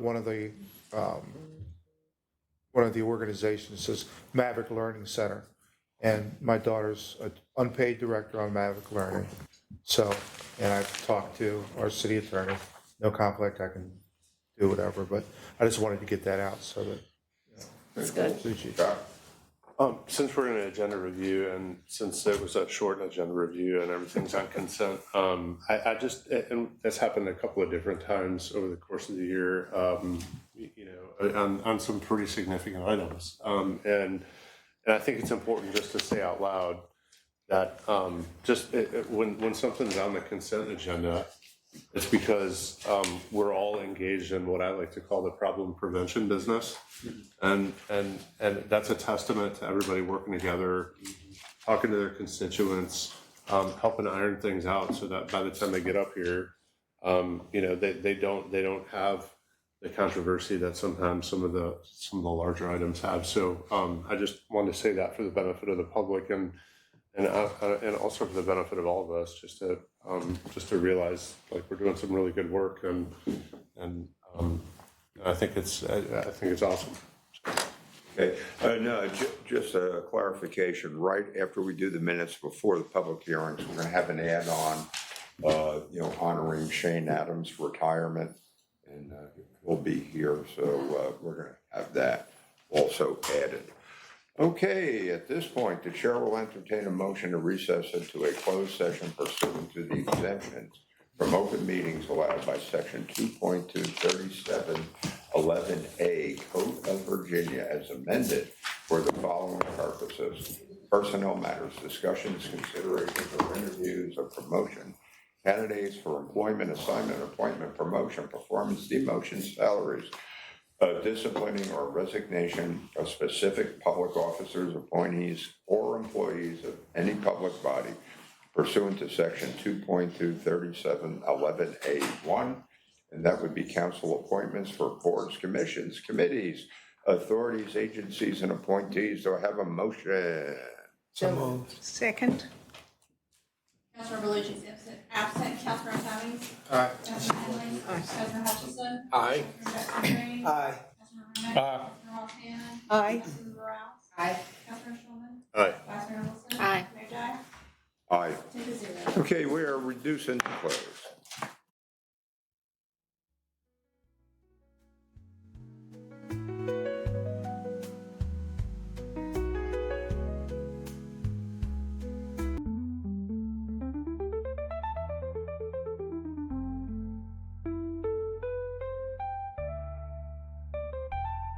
Welcome all to our meeting. We're going to call this meeting to order, and if you're willing and able, please stand for the invocation.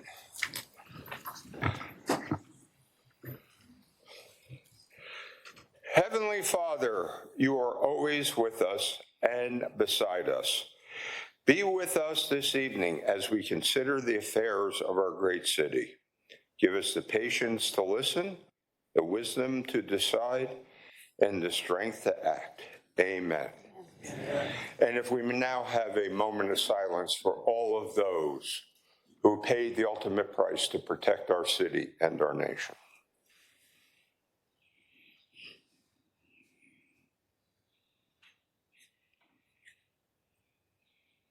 And if we could do the Pledge of Allegiance.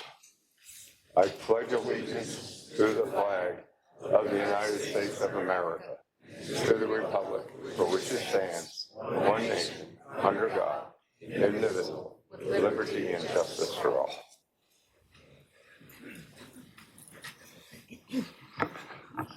Okay, Madam Clerk, do we have the roll call? Yes, Your Honor, all present excluding Councilmember Berlucci. Okay, do I have a motion to, for the certification of the closed session? Second. Okay, we'll open the vote.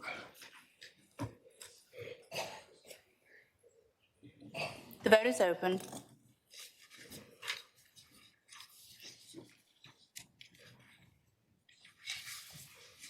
Mayor Dyer, may I have your vote? Thank you. There we go. By a vote of 10-0, you've certified the closed session to be in accordance with the motion to recess. Okay, at this point, can we have the motion to approve the minutes of the special formal session of November 18, 2025, and the informal and formal sessions of November 18, 2025? Second.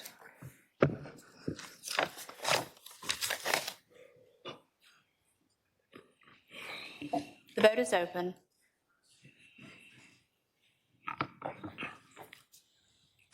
By a vote of 10-0, you approve the minutes as submitted. Okay, and this is a point where we get to honor people who deserve honor, who make Virginia Beach the great city it is.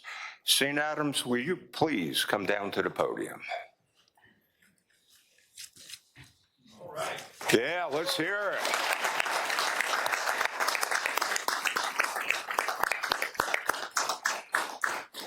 And it's my privilege to read this in your honor, and also the honor of everyone in blue that you have served with for over the years. Let's give them all a hand.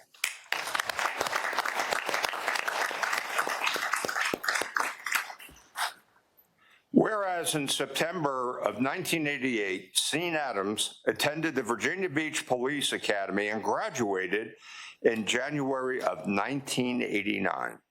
Upon graduation from the academy, he was a career as an officer in various assignments to include special operations, traffic, SWAT, oceanfront summer operations, and training. And whereas St. rose through the ranks in the Virginia Beach Police Department, serving as a sergeant from 2001 to 2006, lieutenant from 2006 to 2011, and captain from 2011 to 2021. His leadership assignments included training, executive aide to the police chief, command duty officer, 4th Precinct Commander, 2nd Precinct Commander, Special Investigations Commander, and Special Operations Commander. On April 22nd, 2021, he was promoted to Deputy Police Chief, a position which he held with distinction while he oversaw the Operations Division and Administrative Division. And whereas St. is the only one in the Virginia Beach Police Department history to receive the distinguished title of Chief of Staff to the Police Chief. And whereas St. achieved numerous educational milestones, earning a master's degree in public administration and a graduate certificate in criminal justice education from the University of Virginia and a BA in criminology. He is a graduate of the 259th session of the FBI National Academy, Senior Management Institute for Police, and Police Executive Leadership School. And whereas through his leadership and vision, St. recognized the opportunity to integrate firearms training with dynamic scenario-based instruction during the development of Creed's training facility. His forward-thinking approach has elevated the department's training program to one of the best in the nation, empowering officers to perform at their highest level under the high-stress conditions and strengthening their readiness to serve with excellence. And whereas Scene understood the mission of the service to the community and visitors of Virginia Beach is one part of a broader public safety network. He valued the collaboration of all professionals, regardless of the uniform or title. Scene helped the Virginia Beach community with the highest regards and developed everlasting partnerships for long-term problem-solving solutions and creating the safest community. Scene proudly served as the police liaison to the Human Rights Commission.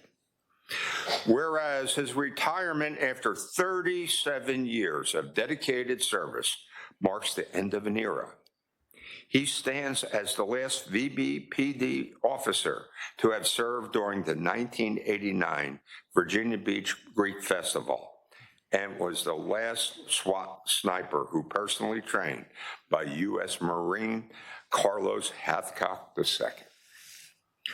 Whereas, as he transitions into the new chapter as a private citizen, Scene departs with a legacy that will resonate for years to come. He will be honored not only by public safety leadership, but by the officers, deputies, dispatchers, firefighters, EMT, forensic technicians, emergency managers, and others who saw him as a steadfast leader who never forgot what it means to serve at the entry level. Now, therefore, be it resolved, on this day, Tuesday, December 2nd, 2025, the Virginia Beach City Council honors a public servant whose leadership, dedication, and integrity have profoundly impacted the city of Virginia Beach.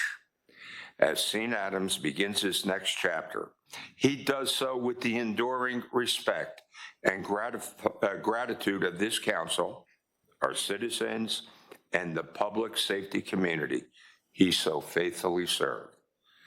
Given by the City Council of the City of Virginia Beach on the 2nd day of December 2025, and present this resolution duly signed by each member of the Virginia Beach City Council.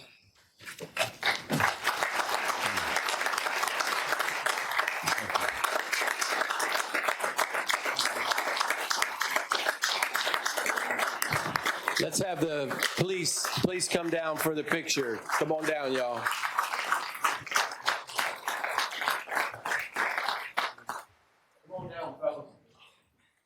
Hey, Chief Newdigate, I think the mayor was saying for y'all to come down. Okay. Yeah. So, Chief, I don't think it's just you. Can you get the rest of your folks to come down too? Yeah. Sheriff Holcomb, I think the mayor wants you down there as well too, sir.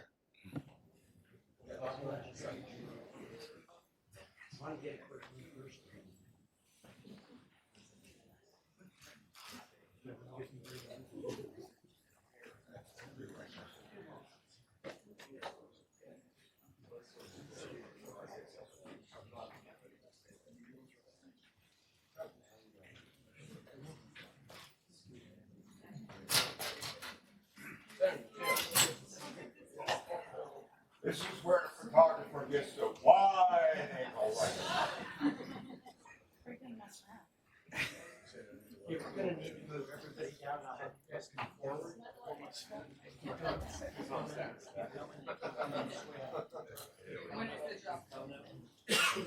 Yeah, there we go.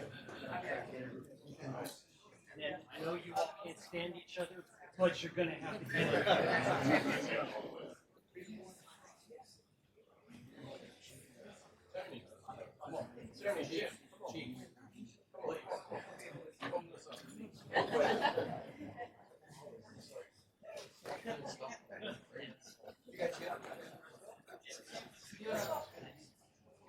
Now, this brings, we're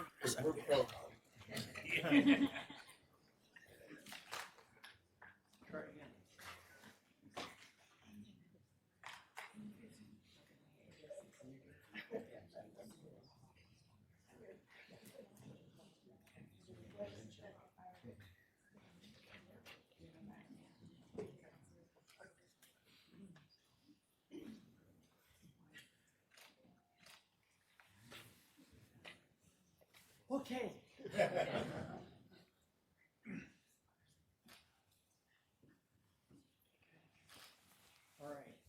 all in there, but I need you, the ends can be just a little bit more.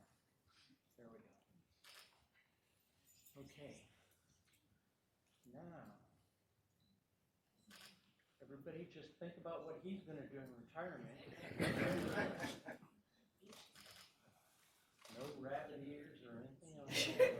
That's cool. And since there's so many of you, I'm sure there's a few blinks, so we're taking extra precautions. Thank you very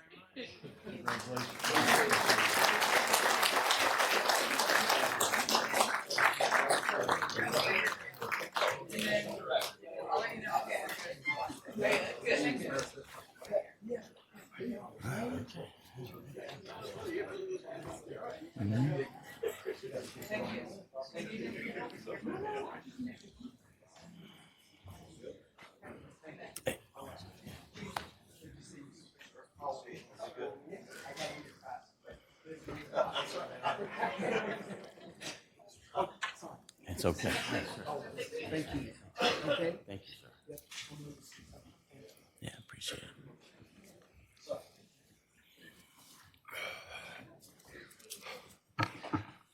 Yeah, we got a lot of steps people got to take to get back here. Yeah, Understand. long way around. Gotta get our steps in. Yeah. Shane, once again, thanks again. You know, people like you make Virginia Beach the great city it is. And I tell you what, we have a reputation, well-deserved reputation, to being one of the, if not the most safe city in this country. It's because of thanks of you and the dedicated professionals you work with 24/7. Please say a few words. Thank you, Mayor and Vice Mayor, members of council, Mr. Manager, friends, colleagues, and family. Thank you all for being here and taking the time out of your busy schedules to be here tonight. Truly overwhelmed and honored to have this recognition, but it certainly wasn't necessary. I'm a native of Virginia Beach, but I joined the police department when I was 23 years old. And to say that 37 years has flown by, I can remember the first day that I walked in the door. So I've had a blessed career, a lot of great opportunities that wouldn't have happened without some of the folks that are here in the room. And I could spend all night thanking the people that have influenced me, have shaped my leadership style and given me the opportunity.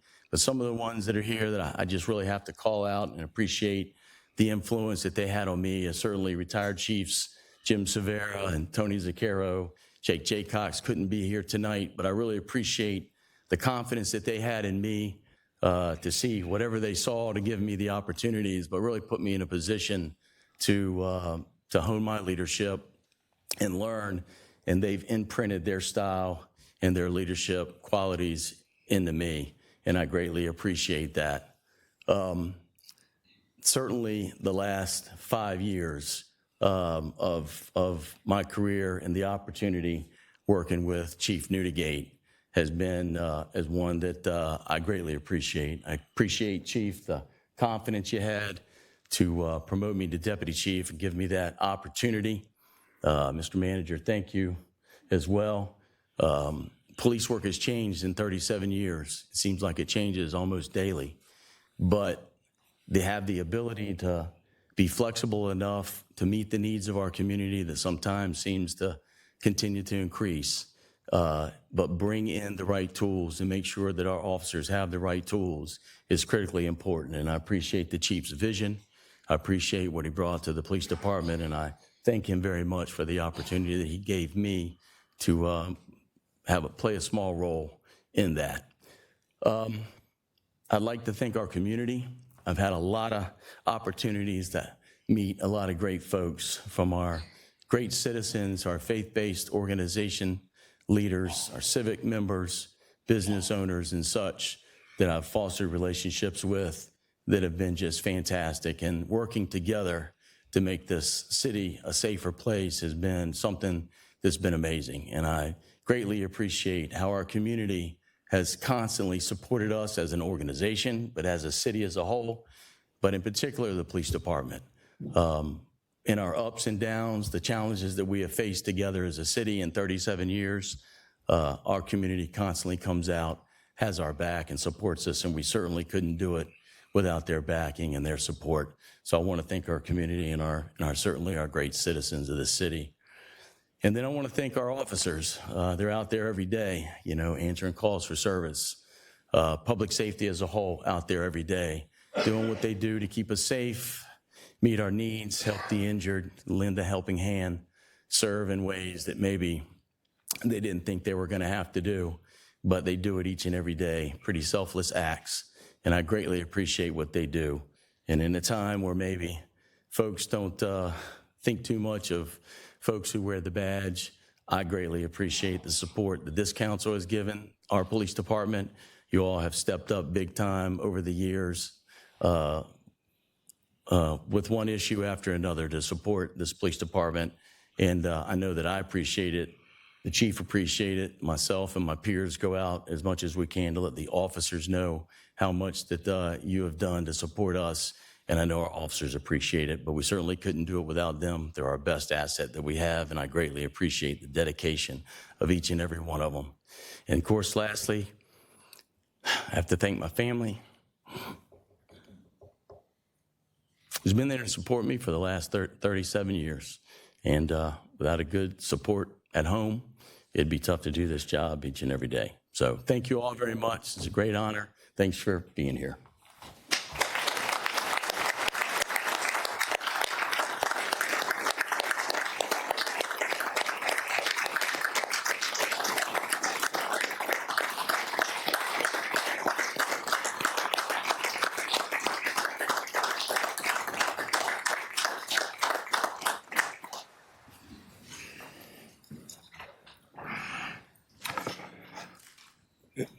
And thank you all very much. Thank you. It's an honor to honor people that deserve honor. And I'll tell you what, this defines Virginia Beach as the great city we are. Thank you all.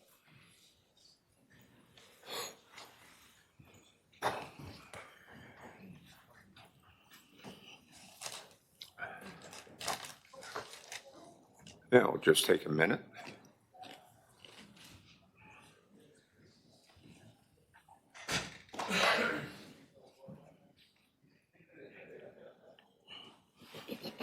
Okay, moving on, we'll move on to the public hearings. Do we have any speakers for the, I'll read the list, the proposed property tax exemptions for Echoes and Healing, Food Bank of Southeast Virginia, Maverick Learning Centers, Philippine Nurses Association of Virginia, Protecting Paws and Peril, Quality of Life, or the Micro Nonprofit Network?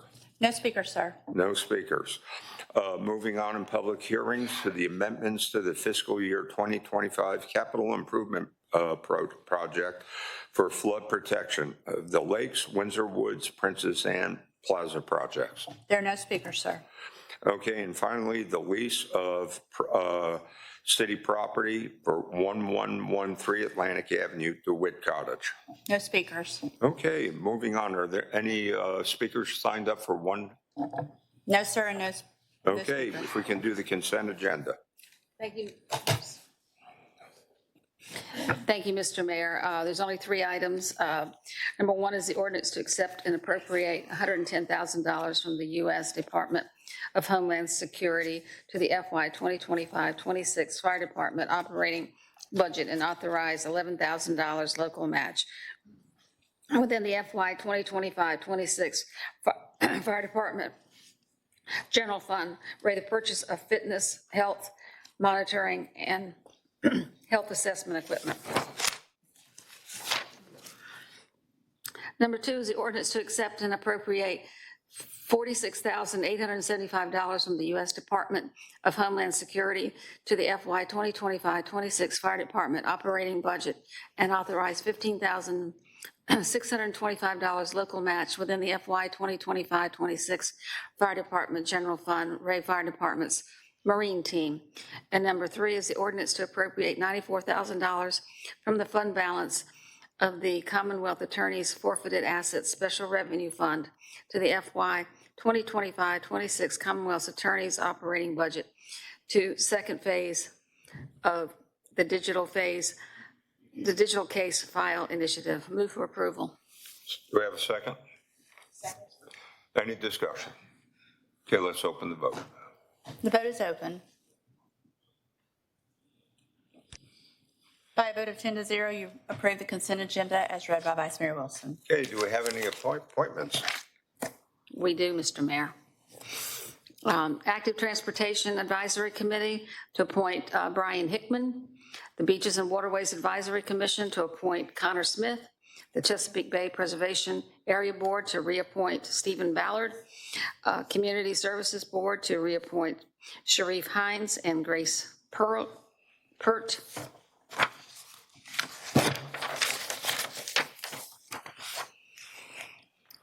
Appoint to the Historic Preservation Commission, appoint Mary Gentry, and to reappoint Christy Lyons. The Resort Advisory Commission to appoint Robert Fine and to reappoint Charles Caton, Lori Overholt, and Michael Ronan.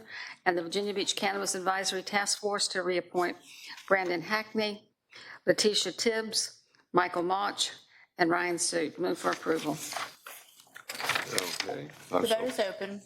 Okay, let's open the vote.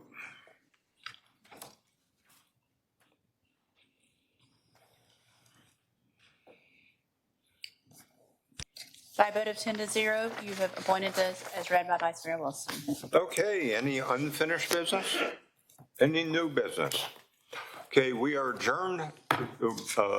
Open mic.